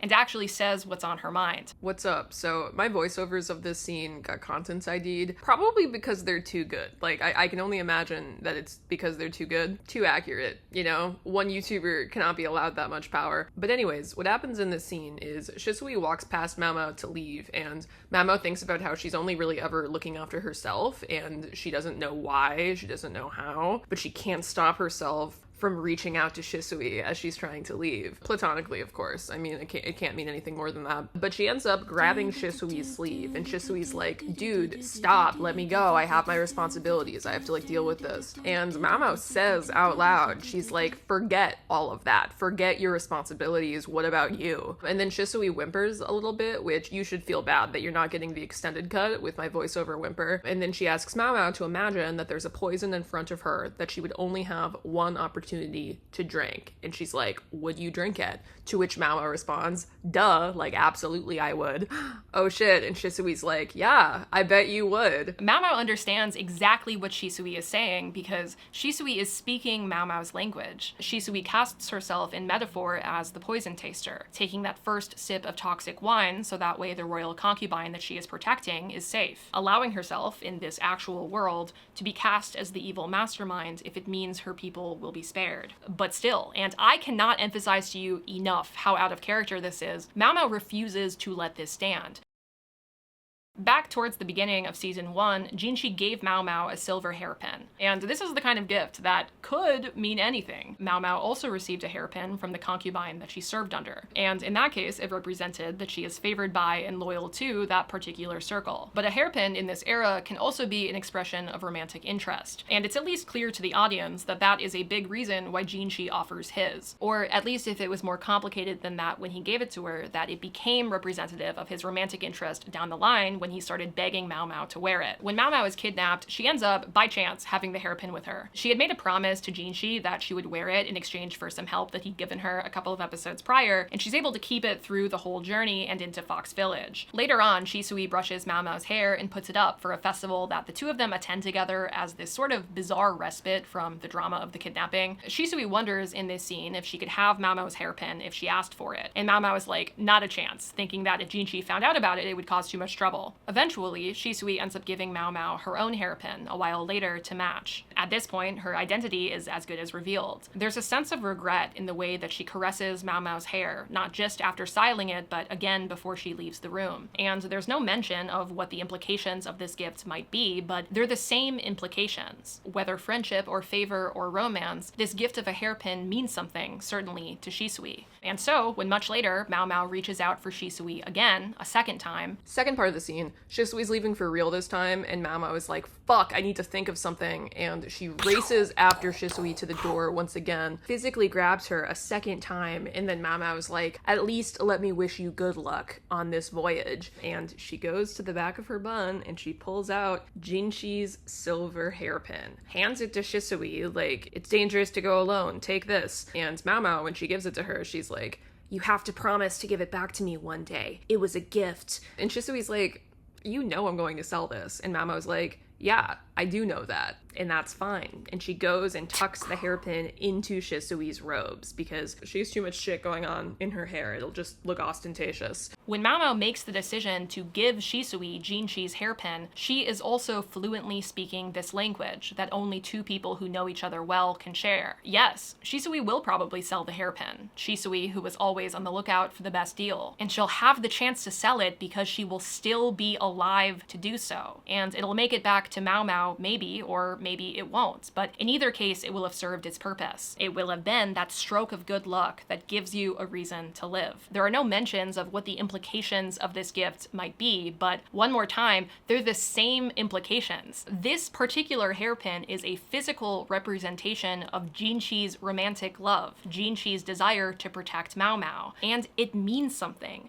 Giving it away to Mao Mao's very best friend means something to both of them. Shisui's plan will go exactly as she hopes it will. Her mother, in greed, will bring about her own undoing. Suire, a sister that Shisui loves and who has been put through even worse abuse than what Shisui faced, will be pardoned and allowed to live a life of her own. And Shisui and her father will take the fall for all of it, as planned, so that way nobody else has to. Shisui dances as they shoot at her. One last act as the maniacal supervillain at the center of the rebellion, even though Jinchi knows just as well as she does what part she has actually played. She's shot once in the arm and then again in the chest, falling backwards off of the tower and into the snow, never to be seen again. At least until the very last scene of the season. We see a market stall in a bustling oceanside town, a jade ornament, and a girl hoping to trade for it, hoping to exchange a silver hairpin that looks almost the same as the one that we know, except for an indentation that looks about the right shape and size to have blocked a bullet to the chest. But only if the person who was shot had tucked the hairpin perfectly inside of her robe, right in front of her heart.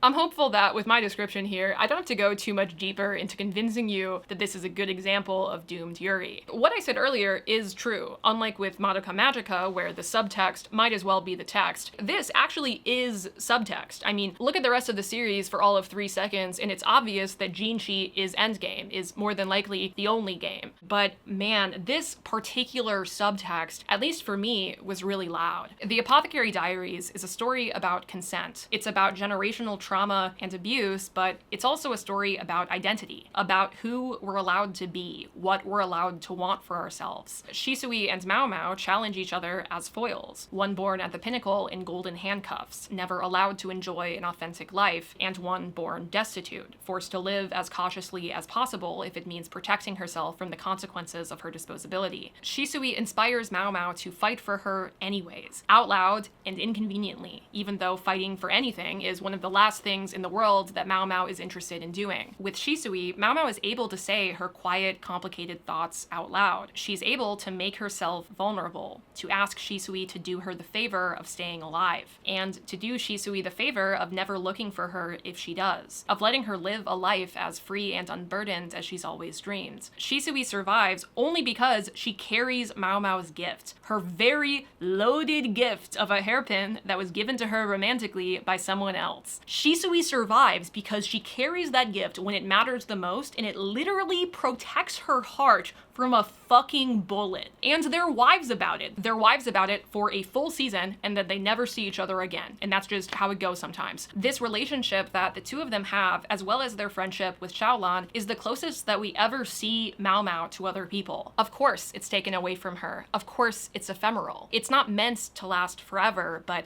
both of them will always remember it. In its own way, it's kind of practice, right? Maybe through fighting for Shisui, through expressing her feelings and basking in that vulnerability and seeing it rewarded with Shisui's successful disappearance, maybe Mao Mao will be better prepared to trust and be honest with Jinchi eventually down the road. Better prepared to be a good partner to her endgame, her one true canon love. This is, once again, a very old story. Everywhere once you start to look for it. The shape of it always so familiar. And falling in love with a story like this can feel like being in on a secret that stays true and real and beautiful even after the characters have moved on, even after their history is behind them. I had a really funny experience watching this series with a couple of my friends over the course of a few weeks towards the beginning of this year. Neither of those friends were forged in the crucible of internet fandom in the way that I once was, which I think will explain this whole conundrum. But when I was saying after one of these episodes that Shisui and Mao Mao were wives to me, one of my friends looked at me and very earnestly, he was like, wait, what do you mean by that exactly? Do you want Jinchi and Mao Mao and Shisui to all like be together as a throuple? Because again, I do like Jinchi. I like his relationship with Mao Mao, and this was known in that group just as well as it's known in this video. I mean, I'm a bisexual. I don't really have much of a choice. But my friend's question tickled me. It really did, because I've never had to explain the concept of multi-shipping before. Trying to explain to someone, no, I kind of want these characters to all have alternate pocket dimensions inside of my brain where they can have these relationships separately but also at the same time, and I could just sit there in my mind's palace watching it all happen. It turns out that you kind of sound psychotic when you try to explain that to another person. But I kept thinking about that question because when I went home, like any hardworking woman who had just discovered a new Doomed Yuri flavor of the month, I ended my day by looking up Shimao edits on TikTok, and I noticed pretty much instantly a strange undercurrent of vitriol towards the ship. And this wasn't a majority of people by any means, but I found countless examples in comment sections from people who felt it important to remind everyone that Shimao is not canon, that Jin Mao is better, that in the real show, Jinchi and Mao Mao are in love. Why can't girls just be friends? Why can't we just have a strong platonic female friendship in media? And it's giving to me, why do Frodo and Sam have to be in love? Why can't they just be really good friends? Why do Sherlock and John have to be in love? Why can't they just solve mysteries platonically? Why do Dean and Castiel have to be in love? Why can't Cass just be the one who gripped him tight and raised him from perdition in a platonic way? And the answer to all of that, of course, is that they can just be really good friends if that's what you see. These stories all have every ability to be about how we move mountains for our friends, how they help us learn and grow and discover ourselves, how important platonic love can be. And they are about those things for a lot of people, especially normal people outside of fandom spaces. Normies just watch Lord of the Rings all of the time, and they don't even think for a second about how gay they are. And that doesn't make them any less gay to me, I assure you, but my thoughts can coexist with theirs because we are our own people, and people can interpret media however they want to interpret it. And you can then look at those interpretations and be like, based, so true, or you can look at those interpretations and be like, boo, tomato, tomato, that's just not it. But a different interpretation of something doesn't threaten anyone just because it exists. And so when someone makes something as harmless as a TikTok edit and the canon police feels the need to go into the comment section and be like, but why do you have to make it gay? My automatic response will always be, why do you have to make it your business if it's going to bother you this much? I kind of tricked you in the first half of this video into thinking that this was going to be super academic, but I don't know, man, just disclaimer, really for the rest of this, but especially this section, I am who I am. These are my thoughts and opinions and analysis. Some of it will be fair, some of it might not be, and this section specifically is a bit of an aside from the overall thesis of this video, but I think that the way that fans react to different mainstream Doomed Yuri ships matters, and I've been thinking a lot about it, and I have some theories, so I wanted to include this. But this all got me thinking about Toga and Ochako from My Hero Academia, which is another popular Doomed Yuri ship in a mainstream anime that isn't canon, where one of the girls inside of the ship is also the primary endgame love interest for the main character of the whole show. Toga Chako has even fewer scenes supporting it than Shimao does in the Apothecary Diaries, but the side story at the center of it was delivered to viewers in crumbs through practically the entire 8-season long runtime, so it gave people a lot of time to become attached. And the inevitable doom at the end of it, the big scene that you see repeated over and over again inside of the edits, for a lot of people, it screams wives. It screams tortured gays who maybe in another universe could have loved one another if things were different, if the world was not what it was. But also, once again, it's not canon in any sort of bulletproof way. Ochako could feasibly be haunted to the same extent by the loss of her very best friend. There's plausible deniability because of course there is, and she ends the show just as you know she will in her very first episode.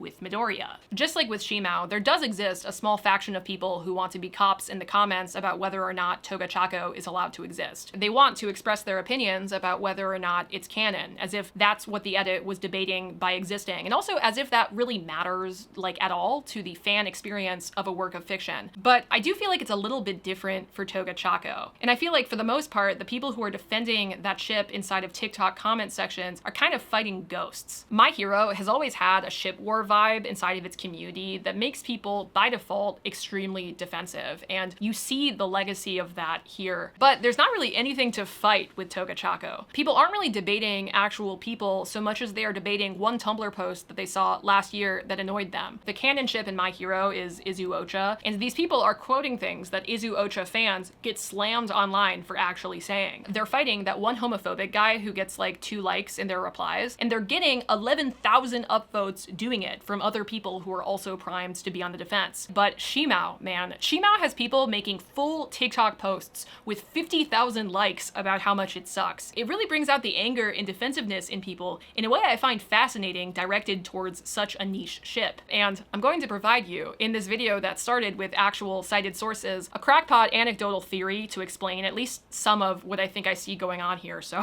just bear with me. But I wonder if one of the big reasons that I'm seeing this difference in reception could be because of the popularity of Baku Deku, the ship between Midoriya, the main character, and Bakugo, his rival and former enemy turned ally. The people love Baku Deku for all of the reasons that people have always loved queer ships between leading men. It fits perfectly in the mold of its years and years of predecessors, a lineage that traces back all the way to fucking Spurk. The formula is really simple. You make 2 characters on the same team have a somewhat antagonistic relationship, infuse some trauma, enforced proximity, some banter, some method of pushing themselves past their breaking point to prove something to the other person, to become better and stronger as a team than they could have ever become individually if they were apart. Put all of this into a blender for a future fandom, build it, and they will come. They will write your fan fiction. They will make your fan art. It happens every time, to the point where it's actually pretty annoying how much producers were, and to an extent still are, willing to queerbait extensively on purpose for the explicit goal of titillating online communities and inspiring fan engagement with no plans in the future for any kind of actual payoff. It has been a long and twisted road to heated rivalry, I'll tell you that much. But my point, my theory with all of this is the existence of Baku Deku as the primary, most popular ship in the fandom leaves space for Toga Chako to exist symbiotically alongside it. Toga isn't stealing Ochako from anyone if you ship Baku Deku, or if not Baku Deku, then Todo Deku, another really popular ship with over twice as many fics on AO3 as Izu Ocha. In My Hero fandom, as weird as this is to say, given that their ship is canon, Izu Ocha mono shippers, people who only ship that one thing, are kind of an oppressed class. Like, I would hazard a guess that Izu Ocha is really popular, but also that most people who like Izu Ocha are like regular people who just watch the show and like it, and they don't go out of their way to participate in fan communities, which means that the comparatively few Izu Ocha shippers that exist in fandom spaces have very little influence compared to the much more popular MM ship enthusiasts that are dominating AO3 and Tumblr. These people are going to get roasted and ratioed in the TikTok comments if they try and hit a Baku Deku edit with a "why do you have to make this gay?" And yes, some of them might be annoying and say, but they're not canon to Toga Chako shippers, but they're not going to be taken seriously because practically none of the popular ships in My Hero are canon. And in fact, Baku Deku and Todo Deku shippers have been ignoring and clowning on the but they're not canon Izu Ocha crowd for the whole duration of the series. They're completely used to it by now. But the most popular ship in the Apothecary Diaries by far is Jinmao, and Shisui is stealing Mao Mao from Jinshi in the eyes of the most territorial Jinmao fans. As much as we would all like to pretend that fandom has any kind of universally followed etiquette, that it's outsiders to fandom that are creating all of these problems for the rest of us, the truth is a lot of people don't like the concept of multi-shipping. There is a long history of vicious, nasty debates and doxing and death threats should someone dare to ship Katara with Zuko instead of Aang, Keith from Voltron with Shiro instead of Lance. Like, this has always been happening, and it's going to happen again. This is the root problem behind a good third of the insane shit that happens in fandom spaces. And My Hero Academia is actually a perfect example of that. There are people inside of that fandom who are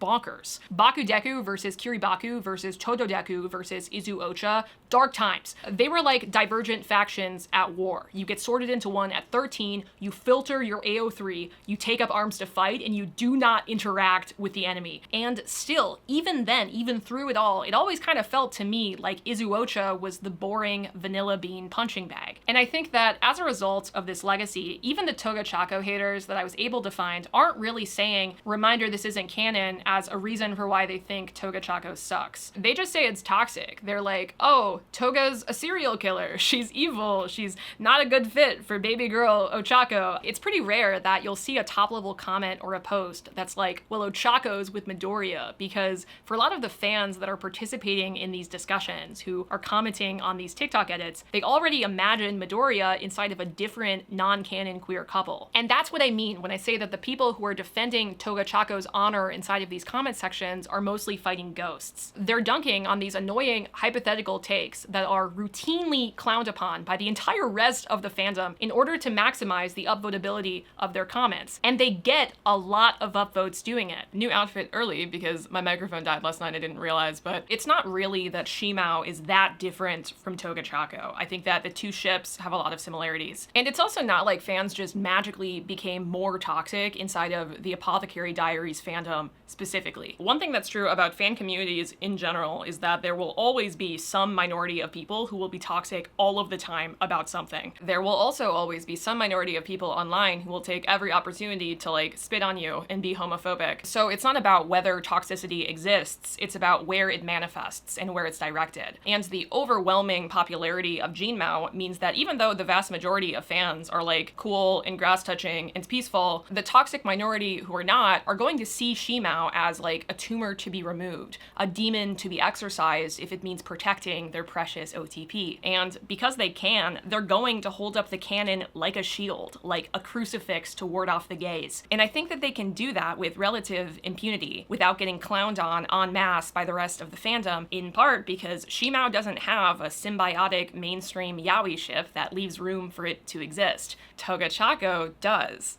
And isn't that interesting how much that can help?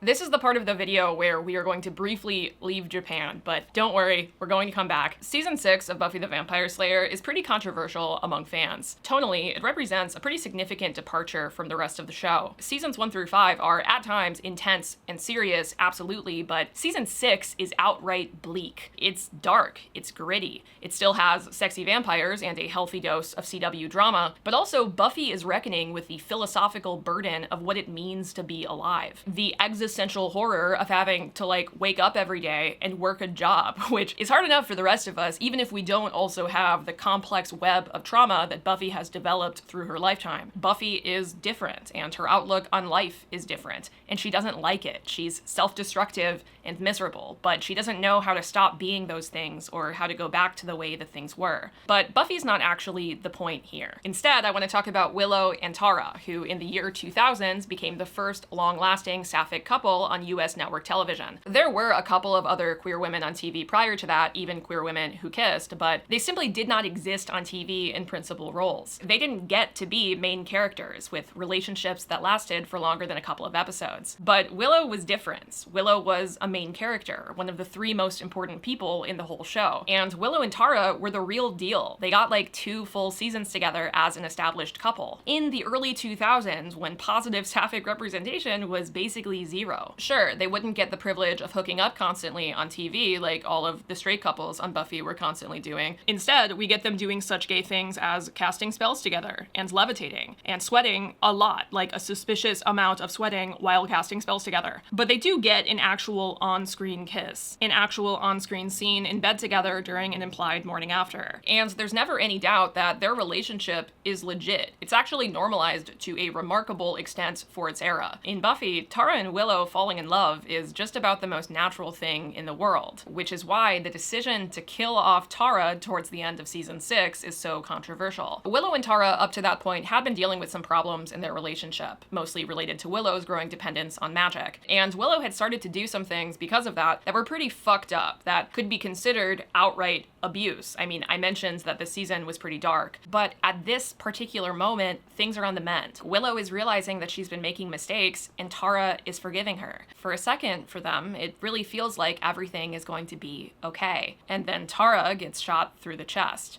Not even on purpose, the bullet's not meant for her. It's the worst freak accident of all time, and Willow, in its wake, absolutely loses her mind in grief, going on to become the true villain of season 6. Kind of crazy to think about how we'd see close to this same exact scene about 15 years later in a little show called The 100. Another queer couple, another accidental bullet meant for somebody else, another girl cradling the love of her life as she dies, literal moments after the two of them consummate their relationship. And you might think it's not a pattern if it just has 2 points, but zoom out to the big picture and you'll see countless examples of queer suffering in media that have blighted the majority of queer representation for years, for decades, for centuries. Bury your gaze is the film grade term for this particular trope, this tendency that writers have to treat their queer characters as disposable. After that 100 episode came out 10 years ago, Bury Your Gaze really blew up into mainstream discourse. I remember feeling at the time like it represented this sort of monkey's paw of increased representation. Sure, you can have your lesbians, and they can even kiss in HD, no less, but in exchange, at least one of them will exist solely as a vessel for tragedy. There are tons of examples of this if you look. Straddle has an article that they keep updated, I think partially out of spite, that lists all 242 women explicitly depicted as queer that have died on TV since 1976. And all but 17 of those women have died since the year 2000, but I feel like the very first one on the list is representative of the overall vibe. It's a character from a TV show called Executive Suite named Julie, who has an affair with a woman named Leona. Naturally, both of them are already married to men on the show, but still, Julie ends up eventually confessing her feelings to Leona on the street, wishing for a different future for the both of them than what they have right now. And in response, Leona immediately has the bright idea to walk into traffic and kill herself, because famously that's the more attractive option compared with being gay and being with the woman that you love. But it's actually Julie who ends up being the one who dies when she goes and saves Leona from this fate. From what little I can tell, Leona is somewhat sad about this turn of events, but still goes on to stay inside of her straight marriage. I mean, it's kind of hard to know for sure. I haven't seen the show, and I'm working off of a smattering of random paragraphs that people have written about it on the internet over the years instead of any actual primary source. The Executive Suite TV show is widely considered to be lost media. It's never had a streaming or home video release. The best I can find is record that 6 of its episodes, not even the whole show, are preserved in the Library of Congress. But even though I can't say for sure how it ends, I still think that this is a really good example of how the burial of gays looked 50 years ago. Because just like Doomed Yuri traces a lineage back to Class S, Bury Your Gaze traces a lineage back to 1900s media censorship and the criminalization of homosexuality. The Hays Code is probably the most famous of the pieces of regulation that spawned in during the 1900s, meant to prevent any positive representation at all of queerness in media. And it censored a lot of other things as well in the name of promoting, good old traditional American values, including stuff like interracial relationships, but only between black and white people, disrespecting the US flag and taking the name of the Lord thy God in vain. You also weren't supposed to have things like criminals who were actually good guys. Like, whenever you had someone do a crime, they were supposed to canonically be super evil and then go to jail for it, which I just think is really funny given what Hollywood is. But the line in the Hays Code that matters for this video is a line that just says, sex perversion or any inference to it is forbidden. A lot of regulation against queer people tends to use that kind of verbiage. And the reason for that is, even though homosexuality isn't explicitly called out as wrong in the Hays Code, anyone interpreting this regulation can easily cite queerness as under this same umbrella of perversion that includes things like, usage sexually of animals or children inside a film into a bad thing to do. Grouping being gay into the same bucket as all of this other heinous shit is a powerful and intentional statement that people in power at the time felt compelled to make. And it's purposefully pretty hard to argue against the existence of provisions that are also protecting against genuinely heinous shit. The Hays Code, like most media regulation, was largely enforced by vibes that were influenced by the general public sentiments at the time, which is why it was still true that you could have queer characters, even though they were technically forbidden, provided that you're following the first principle of the entire thing. No picture shall be produced which will lower the moral standards of those who see it. Hence, the sympathy of the audience shall never be thrown to the side of crime, wrongdoing, evil, or sin. Otherwise known as, just like criminals had to all be punished in order to preserve the impeccable moral character of Hollywood, the gays boys, likewise, were kind of allowed to be in movies, but only if they had a really awful time. Only if you weren't meant to sympathize with them at all by the end of the film. So you would occasionally see queer characters that would pop up, but usually they'd just be evil or die or kill themselves. And even though enforcement of the Hays Code through Hollywood censors was patchy at best, practically all of society and government had come together at the time to agree that gay bad. So that part was pretty consistent. Filmmakers and writers were occasionally still able to skirt these regulations by crafting stories where queer relationships existed only in subtext that would be obvious to queer viewers but would escape the notice of mainstream audiences. These are films like 1959 Best Picture Ben-Hur, where the titular Judah Ben-Hur was played by Charlton Heston, allegedly one of the most conservative people in all of Hollywood at the time. The movie was written with the idea in mind that Ben-Hur and his childhood friend turned enemy Messala had previously been lovers. And according to a screenwriter on the movie, the team was afraid that if Charlton Heston caught wind of the intentionally queer subtext of the film, he'd refuse to work on it. So, as a result, they end up doing what I think is basically the funniest thing possible, and they told Messala's actor Stephen Boyd and a bunch of other production members, but not Charlton Heston. Everyone seemed to know on set what was happening during these scenes except him. But even though some people were able to make full queer-coded movies like that, with the bigots in Hollywood none the wiser, any explicit queer representation still had to be portrayed as wrong. And the impact of the Hays Code extended past Hollywood because homophobia extended past Hollywood. Practically all queer media at the time faced the theoretical risk of getting censored through interpretation of the same federal obscenity laws that had helped inform the Hays Code. Most relevantly in the US, this was a set of provisions called the Comstock Act of 1873 that criminalized the delivery through the US Postal Service of anything considered obscene, applied broadly, once again, to queer paper media. This would eventually get reinterpreted in federal court in 1958, but the cultural legacy of that particular act and all of the feelings and public sentiment that had kept it in practice for so long would still have a massive impact even afterwards. Homosexuality is officially pathologized as mental illness in 1952, in the first edition of the DSM. Also dropping in 1952, what a year, am I right, is a novel called Spring Fire, written under the alias of Vin Packer by a woman named Mary Jane Meeker. Spring Fire is one of the first ever lesbian pulp fiction novels. These are dramatized works of fiction that were published either in magazines or direct to paperback that the masses at the time ate the fuck up. Pulp fiction, in general, was the written equivalent of 80s Young and the Restless, 2025 Love Island. They were called pulp fiction because they were trite and melodramatic to the point where the stories were seen as worth even less artistically than the cheap, mass-produced pulp of the paper that they were printed on. And suddenly, in the early 1950s, the US starts to see the appeal of pulp fiction that also has lesbians. Publishers saw this happening right away. Spring Fire was actually written in direct response to the success of Women's Barracks, a smash hit that sold over 4.5 million copies and the first lesbian pulp fiction novel, even though the author would go on to maintain somehow that it wasn't supposed to be interpreted that way. The people wanted to read about lesbians, these publishers thought, as long as they were also reminded at the end of these stories that lesbians are crazy and evil and hellbent on doing such things as wearing pants and corrupting children and probably murder, just gay activities at the time. Spring Fire is based in part on Meeker's actual life experience as a young teenage lesbian in boarding school where she fell in love with a woman for the first time. And she was required by her publisher not just to age up her characters, but also to write a very specific kind of unhappy ending for them. In the foreword to an edition of Spring Fire released in 2004, she remembers an early conversation with her editor. "You might have a good story there," Dick said, "but you'd have to do two things. Their girls would have to be in college, not boarding school, and you cannot make homosexuality attractive. No happy ending." Well, my story didn't have a happy ending anyway. "But your main character can't decide she's not strong enough to live that life," Dick said. "She has to reject it, knowing that it's wrong. You see, our books go through the mails. They have to pass inspection. If one book is considered censorable, the whole shipment is sent back to the publisher. If your book appears to proselytize for homosexuality, all the books sent with it to distributors are returned. You have to understand that. I don't care about anybody's sexual preference, but I do care about making this new line successful. In other words, my heroine has to decide she's really not queer.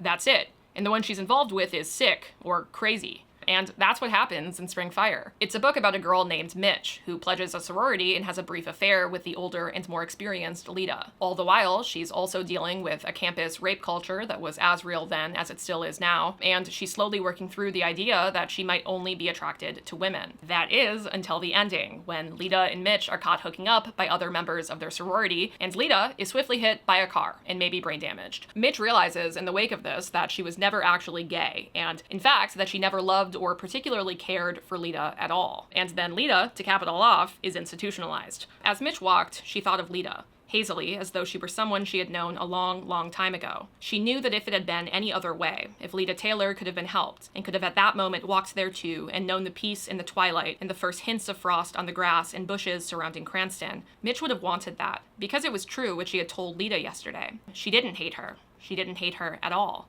And she knew then that she had never really loved her. But despite its ending, and despite the fact that she wrote it under a super androgynous alias, Meeker would still go on to be a sort of queer icon at the time. She would receive boxes and boxes of fan mail, mostly from other queer people who were thrilled that somewhere out there existed a lesbian who would write about the experience of being a lesbian, who would make them feel less alone wherever they might be. Lesbians unaccustomed to public representation avidly consumed the pulps and were able to attend to the material selectively. They were so accustomed to reading diatribes against homosexuality that intermittently positive, or at least neutral statements and concrete information stood out. This was very important to individual isolated lesbians, who may not have known that there were others like them. Even though the ending of Spring Fire is obviously messed up, queer women knew the rules by then. They knew that you sometimes had to write inauthentically in order to get stories like that out to a mass audience. But that didn't make it good, and for the record, Meeker didn't like it either. Her disdain for the ending that she was forced to write for these characters would prevent her from agreeing to reprint Spring Fire for nearly 50 years. But it would still remain a seminal early work in its genre, even despite these challenges. As Meeker said later, lesbian readers were able to look past the cover, to find themselves between the pages. We always found ourselves. I really like that quote because it's something that's still true today, still prescient even in a world that fortunately has a lot less overt censorship of queer themes. But we'll come back to that later. I bring up Spring Fire because, a lot like Executive Suite, it's representative of the original method of burying gays, killing or otherwise removing one as a direct punishment for their queerness, and then making that event a sort of straight awakening for the other person. That is the state-sanctioned censorship that was required if you wanted to see any kind of explicit queer representation inside of your works. And it might remind you, if you've been paying attention, of what became of Nobuko Yoshia's novels in the back half of her career, during an era in Japan that was concurrent with the heyday of the Hays Code in the US. Japan had passed a penal code in 1907 with an article prohibiting the dissemination of obscene materials. Sounds pretty familiar, right? During the 1930s and 40s, at the peak of Japan's stint as a fascist state, its government effectively eliminated freedom of the press, and with it, the few pro-queer and leftist magazines that had been circulating up to that point. And there was certainly no room for queerness in this era of Japanese history. The maintenance of restrictive domestic gender roles became even more important. The institution of marriage was considered to be a core component of a strong, ultranationalist and conservative Japan. I don't think it's very difficult to see how all of that might have contributed to new interpretations of a federal obscenity law that had been on the books for 30 years, or how it might have contributed to further laws and further censorship of things that the Japanese government thought were threats to cultural unity. Class S literature is one form of media that's impacted by this, banned temporarily in 1936. And it's hard to find a source that makes the connection that I want it to make, so take this with a non-academic grain of salt, but I don't think that it's unfair to guess that Yoshia's career probably changed in part as a result of this wave of media censorship. But regardless of why, there was no more two virgins in the attic, allowed to escape and forge a life together separate from social norms. Instead, Yoshia's sapphic characters start to leave each other to become nuns. They go back to their philandering husbands. They suffer and they die, and they suffer and they die, and there is no room anymore to be happy and queer at the same time in the public eye of polite society.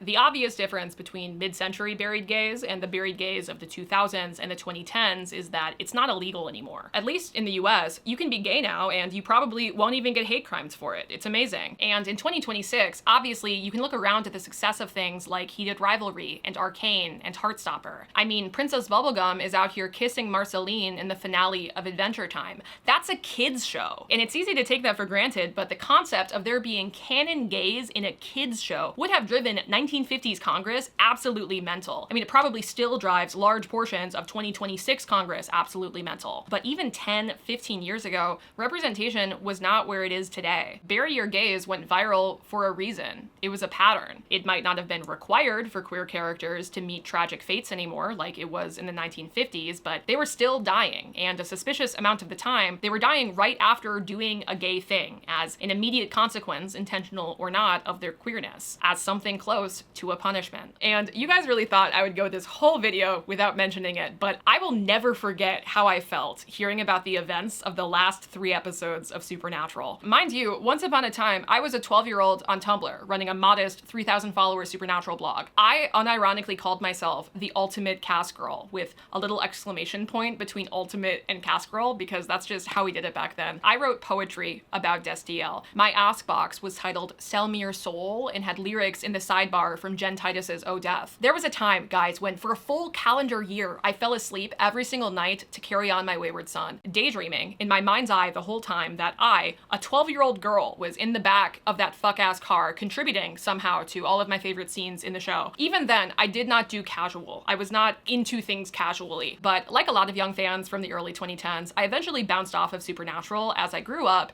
and the show just didn't end. Because it really did just keep going. I mean, the show ran for 15 years. But despite my several years away, I was instantly locked back all the way in, just like I was a kid when the show ended in 2020. There's one thing she's afraid of. There's one thing strong enough to stop her. When Jack was dying, I made a deal to save him. You what? The price was my life. When I experienced a moment of true happiness, the empty would be summoned, and it would take me forever. 15 full seasons of queer baiting. I mean, I guess 12, since Castiel doesn't exist as a character until season 4. People used to ship much less savory things much more frequently before that. But I truly cannot emphasize to you enough how much the people were strung along by Destiel on purpose by the producers. People tend to throw around the word queer baiting a lot. And sometimes I think it's valid, sometimes I think it's a little bit dumb in my opinion, but Destiel, alongside John Locke, these are the 2 most despicable modern examples of producers knowing exactly what they're doing, abusing the obsession that it generates in fandom and the patience that fans have for obnoxiously long slow burns, and then never actually following through in the end, because surprise, not a surprise, there was no actual plan to follow through at all, ever. The one thing I want. It's something I know I can't have. Bang at the door.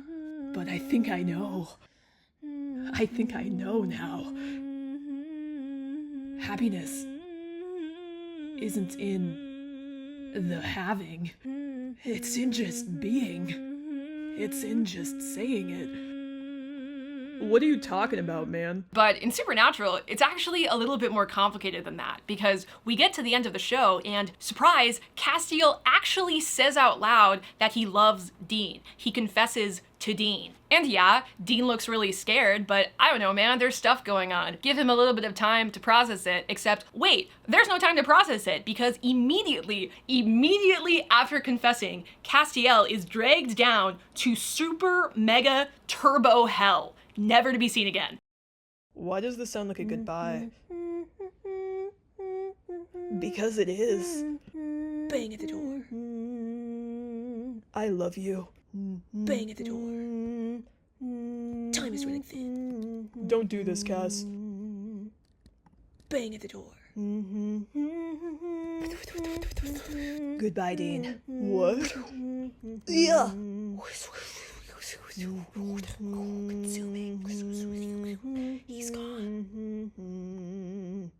Do you know how many times they tried to kill Dean and Castiel and it didn't work out before this scene? So many times. An amount of times that honestly makes Supernatural seem a little bit like a joke. It's the only way that they could run this shit for 15 seasons, despite the fact that they also want you to believe that every decision that these characters make is life or death. So it's nuts. It's actually fucking nuts that this goes this way. It's almost comical how bad this is, especially given the fact that this is only 5 years after every writer on the planet, it felt like was paying the price of Lexa's death in the 100 on social media. But that's the problem, right? Queer characters, if they're even allowed to exist as text and not subtext, still weren't getting the happy endings that straight characters in the same pieces of media were getting. Dean, who never says he loves Cass back, because why would he? This is Supernatural, in case you've forgotten. Of course he wouldn't say that. Ambiguously queer Dean Winchester still dies at the end of Supernatural. He gets stabbed by a rusty nail and dies, and then goes to heaven with his fuck-ass car, and then his straight brother Sam gets married and has a kid that he also names Dean, and then he goes on to live a full life, which could mean nothing.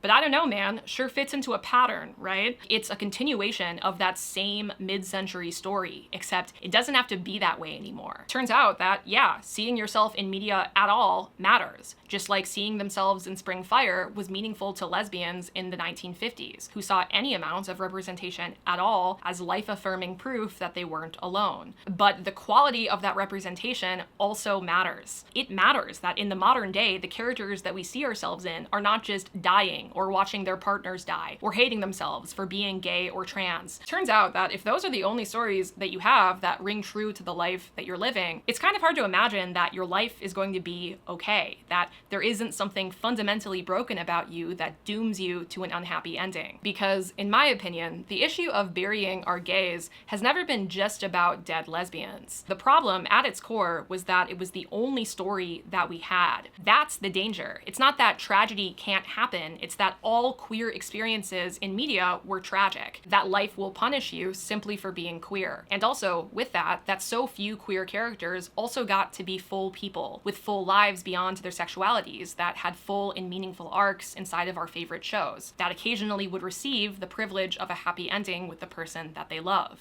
But we are starting to get that. Some nerdy gay 13-year-old somewhere gets to watch Princess Bubblegum and Marceline get a happy ending. Some trans kid in Oklahoma gets to see themselves reflected in a show like Steven Universe. And it's not perfect, obviously, probably will never be perfect, but it's so much more than nothing. Tragedy is no longer the only story that we have. And that has fundamentally changed the landscape of how I see people react to queer media in a way that I find really interesting. I'm going to get back to Doom's Yuri more properly in a second, but for now, just the concept of a bunch of queer people begging for more sad stories is pretty wild to me when I think about how people were talking about this stuff just 10 years ago. And I feel like it's only possible because now, if you're sad at the end of Brokeback Mountain, if you're mad that they killed off Lexa in the 100, you can go and turn on Heartstopper. You can rewatch episode 5 of Heated Rivalry. Queer tragedy is no longer a perfect synonym for queer fiction, and that allows for people to enjoy queer tragedies as the moving pieces of media that they often have the potential to be, without thinking that that might be the only representation that they have. Kind of hot take inbound here, but I think that through a 2026 lens, Tara's death in Buffy serves a critical narrative purpose. Buffy season 6, for context, has this whole magic is actually drugs, and maybe has been drugs for the entire time thing going on inside of it that a lot of people think justifiably is pretty stupid, but I like to interpret that entire plot line as more representative of Willow's desire for power, or more specifically for the control over her own discomfort that that power gives her. Magic allows Willow to make her life easier, to smooth over uncomfortable conversations and feelings and events. It also allows for her to be perfect, to use magic to ensure that she never has to endure the discomfort of making a mistake, or of mourning a tragedy. And she leans on magic a lot. She's kind of always pushed the envelope with magic, but in season 6 especially, she really goes into the deep end. And because of that, she hurts people. She hurts Tara to the point that Tara leaves her. But again, when they reconcile, things are getting better. Willow can maybe even leave magic behind, give up a little bit of that control, create an identity for herself around something else if she also has the unconditional love of somebody that she really cares about. Except then, Tara dies. And Willow can't bring her back. It's the ultimate loss of control. And after that, we see Willow become the villain, yes, but we also see Willow allowed to be really, really angry. Tara's death, in all the ways that count, is a representation of Willow's greatest fear. That something like this will happen randomly to somebody that she cares about and she won't be able to stop it. That some mistakes, or some tragedies, can't be simply erased. And of course, Willow relapses back into magic after Tara dies. She's desperate for control. control, and magic gives it to her. Because of magic, she's able to take her revenge on ugly local incel Warren, and after that, when killing him still doesn't bring Tara back, Willow tries to end the world. I think because without Tara, she doesn't see much of a point in Earth continuing to spin, and everybody else just getting to carry on like nothing happens. Most people who feel this way aren't also omnipotent beings, hence why we still have a world, but I think that this impulse in grief is familiar. Tara also isn't just Willow's dead girlfriend, appeared and disappeared solely for shock value. Tara's a full person. She's down to earth and nicer than everyone around her deserves, especially Willow. She recovers from the abuse of her family and the abuse of a demon goddess, and through all of it, she becomes stronger, sets boundaries for herself, builds a life where she's not going to allow herself to be tread over again and again. She's a great friend to Buffy when she needs it, a critical member of the gang, and she's openly queer on screen for 2 full seasons before her death. She doesn't die because she's queer, she dies because she's Willow's partner, and Willow's in the Big Three, a main character whose whole arc has always been about control. Losing Tara is maybe not the only thing that could have pushed Willow all the way over the edge, but it's certainly the most heartbreaking, both for Willow and for the audience. At the end of her warpath in the season finale, Willow finally internalizes the lessons that Tara's character had been trying to teach her all along. She has inherent value just the way that she is. She can't control everything, and she doesn't need to control everything to never make a mistake in order for the people in her life to still decide to love her. Tara's spirit and everything that she stood for is here with Willow and Xander in this scene. After this, Willow mourns and moves forward. And very importantly, she stays queer in the following season, because her bisexuality was never what caused any of this to happen. Of course, it could have been written differently, probably should have been written differently given its context in media history. Tara's death caused so much anguish inside of the queer community that to this day, there are people who refuse to rewatch that particular episode. But the problem here isn't actually that Tara dies, it's that Willow and Tara were the only story on TV at the time. If the gays on Buffy die on TV, they die in real life, and sapphic representation ticks back down from 1 couple to 0. And just like always, just like the past 100 years, nobody gets to be happy. And I say what I'm about to say very earnestly, knowing that people have extremely strong opinions surrounding Tara's death. I also say this still disliking that decision for my own selfish reasons, still wishing that the producers had decided to go in a different direction. But was this particular death that bad because it was evil, or was it that bad because it was all we had? I can't help but wonder, in today's world of TikTok edits and commenters clamoring for scraps of doomed Yuri, how a story like this, if it were new, would be received. I actually would take it one step further. I would actually be willing to argue that if Buffy were released tomorrow, there would be people who not only loved Willow and Tara, because people have always loved Willow and Tara, but specifically there would be people who loved how their arc ended, who celebrated Willow's revenge as the female rage of a grieving partner. And I think that most people would still hate season 7 and would still feel pretty bad about the pacing and how fast we moved through that grief and beyond Tara. Also just the existence of Kennedy and her general vibes being so much worse than Tara's vibes. People would still for sure grieve her and feel that loss and miss her, but I think that that would be a separate issue. There would absolutely still be criticisms about Tara's death. Plenty of people would still be mad that she's gone, especially because deaths in Buffy, a lot like deaths in Supernatural, rarely seem to stick for most of the characters. But still, even if just as a thought experiment, I think that there's a good chance that a lot of us would see it very differently. The reason why I feel so confident making that claim about a hypothetical modern Buffy is because of doomed Yuri, or rather because of the community that's sprung up around doomed Yuri. It's just so interesting living in a world where there is a real push online for more sad lesbians, as many sad lesbians as possible, actually, as much tragedy and toxicity as we can possibly impart upon the fictional world. And I've been thinking a lot these past couple of months about whether or not that's a bad thing, if this is representative of us as a society regressing in some important way, self-censoring stories that were previously state-censored, telling each other that we don't get to have a happy ending instead of just letting the world around us do the same thing. This is actually the thought that spawned this entire video into existence, this consideration that maybe now we're responsible for burying our own gays. And not to commit too soon to that really annoying video essay nothing burger conclusion that always seems to come to pass in videos like this, but I think that multiple things can be true at once. once. Doomed Yuri, specifically in the category that we started this video in, that being mainstream Yuri ships in Japanese anime that are exported to a Western audience, is a little bit concerning to me. But it's not concerning to me because it's tragic or because it doesn't hit. It absolutely hits, let me tell you that much. It's concerning because it's still the single story that we get. We don't have a Yuri on Ice, a Yuri Bakudeku. The genre Yuri that would refute this trend tends not to break into the mainstream in the US, and the truth is, not everybody is going to go beyond what's popular. In fact, most people probably won't. So when every story in a genre that reaches us is doomed, that means something. Yuri in fandom, in a weird way, is trapped in substance in 1950s era Hays Code censorship, in 2015 era bury your gays when it comes to what is actually happening to these women in anime. But there aren't nearly as many people upset about it. In fact, everyone seems cool about the way things are. Everyone seems to want it to be even more the way that it is. We are yearning loudly for stories that mirror a relationship dynamic in Japan that traces back to the early 20th century. That was so hopeless, so doomed, that it drove pairs of young girls to suicide. We have become not only fine with, but celebratory of the ephemerality and plausible deniability inside of these relationships, as long as these girls are also gay and pretty and sad in our headcanons, as long as we can make our edits and argue that it's the subtext that matters. We debate about whether the love in these stories is more meaningful because of the way that the characters either refuse to or can't put it into words. And I think it's worth pausing for a second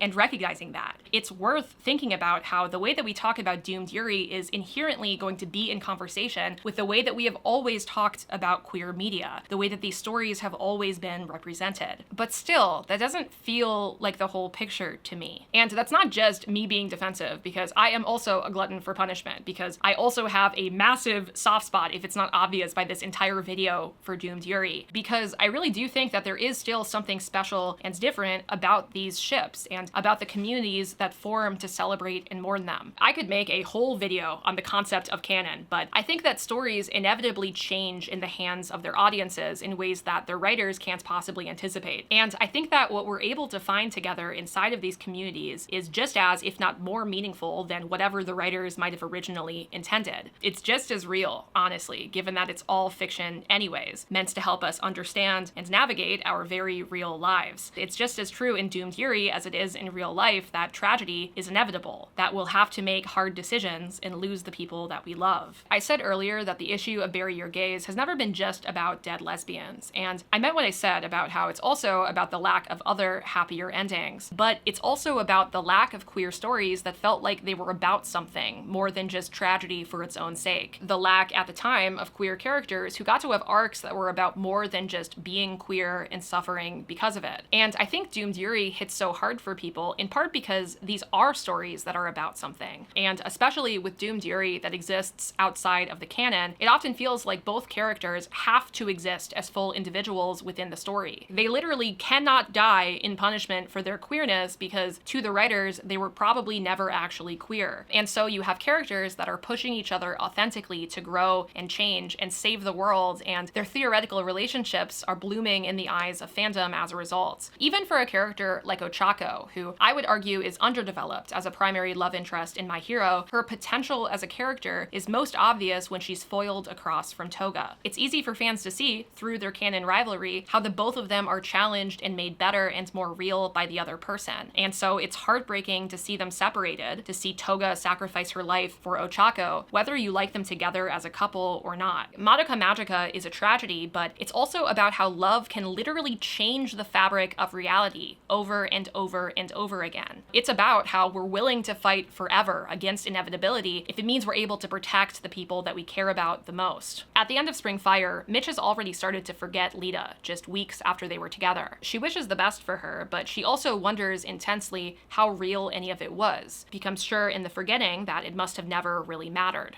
It's not just Lita who is buried by the ending of this book, it's also Mitch's love for Lita. It's any impact that this critical, formative relationship might have had on her. there. Lita is gone, and she's never going to come back. And she's as good as returned to dust inside of Mitch's memory the moment that it happens, because that's the way that it was back then. But Ochako is never going to forget Toga. She's going to carry her sacrifice with her forever, always wondering if things could have been different. Shisui will go on to live the free life that she refused to imagine for herself until Mao Mao convinced her that she could. Homura will spend the rest of her life fighting for all of the good in the world. Not because she gives a fuck about it, but because Madoka did, because it was what Madoka loved. None of these girls are the same at the end of their stories. To be loved in Doomed Yuri is to be changed. Doomed Yuri, to me, is about love that is so titanic and earth-shattering that it calcifies into something eternal, that it survives tragedy even if one of the characters dies or disappears. You certainly can move on from a love like that, many of these characters do, but you'll always feel its impact. I would argue that the best Doomed Yuri is not actually about ephemerality at all, but instead about the permanent change of self hidden underneath that can only be achieved through loving and being loved that much. It is tragic because life is tragic, but it's not about punishment for the sake of it. It's not about the tragedy at all, really, so much as it's about what we choose to carry with us when we move on. Less about burying our gays than burying our dead and figuring out where we go from here.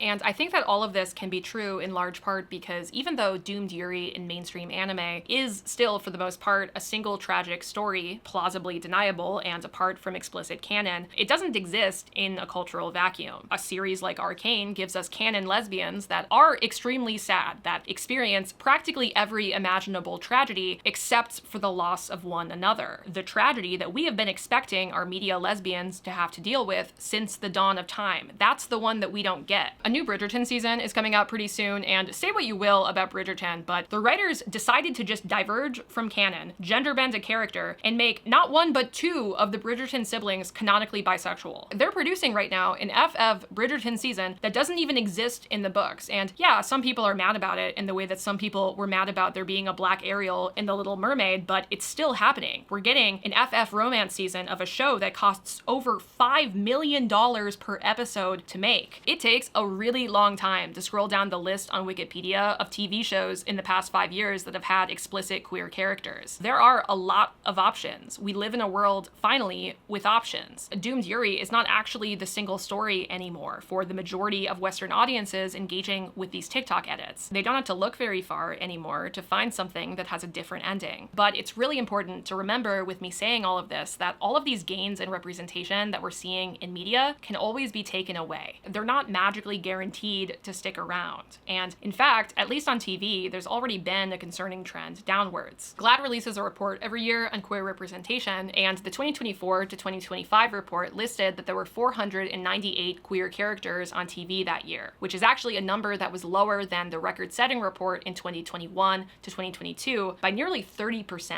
Another report by Jay Birch, pulling data sets from Rotten Tomatoes and Deadline, found that in 2024, over half of queer shows were canceled, defining queer shows as shows that feature openly queer characters in leading roles or in large numbers in the supporting cast. Birch found that queer shows were over twice as likely to be canceled in 2024, despite the massive success of some of the outliers we've already discussed. And obviously, a lot of good TV gets canceled. Netflix should be punished in a divine sense for what they take from us in that regard, but 17% of shows making up 33% of cancellations is a pretty massive disparity that is mostly invisible in this world where we think that queer representation is so much better. And this should worry you. This should be something that you're paying attention to before it's too late to say anything about it. It's easy to take for granted that things are better because they are, but they're still not perfect. Even what we have right now has problems. It's still extremely rare, for example, to see shows featuring trans characters, especially if they're trans men or non-binary. Same goes with asexual characters. 1% of the population and 2 asexual characters on TV in 2024 to 2025. Even bi characters are underrepresented somehow, especially by men, and it's trending worse year over year. The rising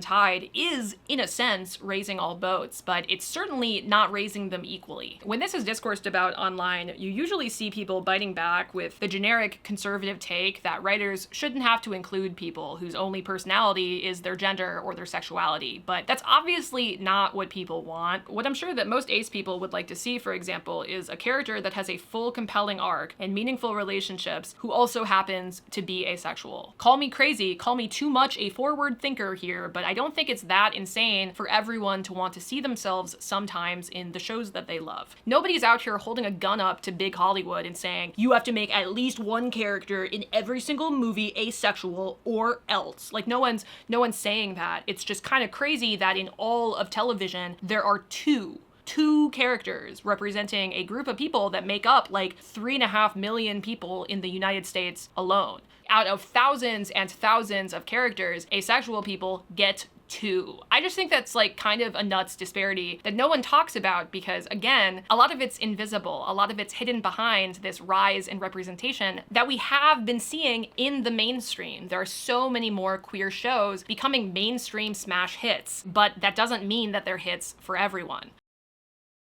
So yeah, Doomed Yuri absolutely exists in a world with options outside of the cultural vacuum of anime and manga. But Doomed Yuri also exists in a world experiencing this slow, invisible regression in representation. In a world where we are simultaneously witnessing a global shift towards authoritarianism. Here, where I am, in the US, it exists in a country where queer and trans rights are actively under threat, where communities nationwide are fighting state censorship of queer books and experiences, where so many young queer people feel powerless all of the time, feel surrounded by tragedy and heartbreak, and then they go and log on to TikTok and seek out even more tragedy, even more heartbreak. So, is Doomed Yuri bad? Your question for this entire video, maybe. I think that we look for Doomed Yuri because we love it, because it's meaningful and cathartic, and it makes us feel a little bit less alone in our big feelings. Because it's normal to crave stories about a love that feels inevitable and transformational, even if you know that one day it's destined to end. I also wonder if we look for Doomed Yuri because tragedy is familiar to us, because we see ourselves and the ones that we love reflected in every frame of these stories. Because it's a place, for once, where all of the horrible things that happen around us all of the time actually mean something, where so often lives are sacrificed willingly and for something that matters instead of just being senselessly taken from us. And we can watch these characters that we see ourselves in grieve and get mad and cry and grieve again and then pick up the pieces and move on, changed and mourning, but still moving forward anyways. And we can use the truth in all of that to make meaning out of our lives, out of this moment that we are now in. Like Mary Jane Meeker once said, queer communities look past the cover, in this case, the tragedy of how things end. We find ourselves in these stories. We always find ourselves. And of course, we're still finding ourselves, even here, even where we wish we wouldn't have to. I don't know if I can confidently say that that's a good thing, but I also can't say that it's bad. Queer people deserve to live boldly and to have hope, but we also deserve space to mourn our dead. Doomed Yuri is kind of a place for both of those things. It's also kind of regressive, representative of dangerous trends in queer representation and a history in the margins that we have yet to fully leave behind, might never fully leave behind. I'm torn between wanting more of it, as much of it as possible, and feeling embarrassed about how attached to it I've become, about the solace that I still find inside of these very sad, very old stories, told and retold again and again every generation. Of course, I dream of a world without tragedy, but maybe Doomed Yuri can exist in part as a balm for the world that we have, a reminder that we're not alone in our grief, that horrible things happen and they're permanent, but that the way that we pick ourselves up and keep moving and changing the world anyways is permanent too. It's complicated. It's always been complicated, but it's ours. Hi guys, thanks for watching my video. I hope that you liked it. I've never done anything like this before. I usually talk about books on this channel. I guess this was like tangentially related to books. I did read exactly one quote from one, but I'm really proud of this. I learned a lot and felt a lot of feelings thinking about Yuri obsessively for the past like 2 months. I say as if I wasn't thinking about Yuri obsessively before that, but you know what I mean. And I just hope that for anybody watching this who might be also feeling a lot of big feelings right now with everything that's going on and has been going on for years and for decades and for a century, and especially to anybody who is feeling that way and who doesn't feel safe to be who they are out in the world. I just hope you know that, first of all, this video is for you, and second of all, that you're not alone. There are, for better and for worse, so many people out there who are just like you, who are at different stages of the journey that you're now on, and all of us are with you. All of us are rooting for you, and I just want you to remember that, because you're never as alone as it's so easy to feel like you are. Anyways, that's it. I hope you liked this video. know. I put a lot of work into it. I don't really know how much of my audience is going to overlap into wanting to watch like a full spoiler video essay, but we're gonna find out together, guys. We're gonna find out if I can keep this video monetized or not as well. That's gonna be an interesting adventure, but I'll see you very soon for probably some more typical standard programming. Okay, that's everything I have to say. Bye!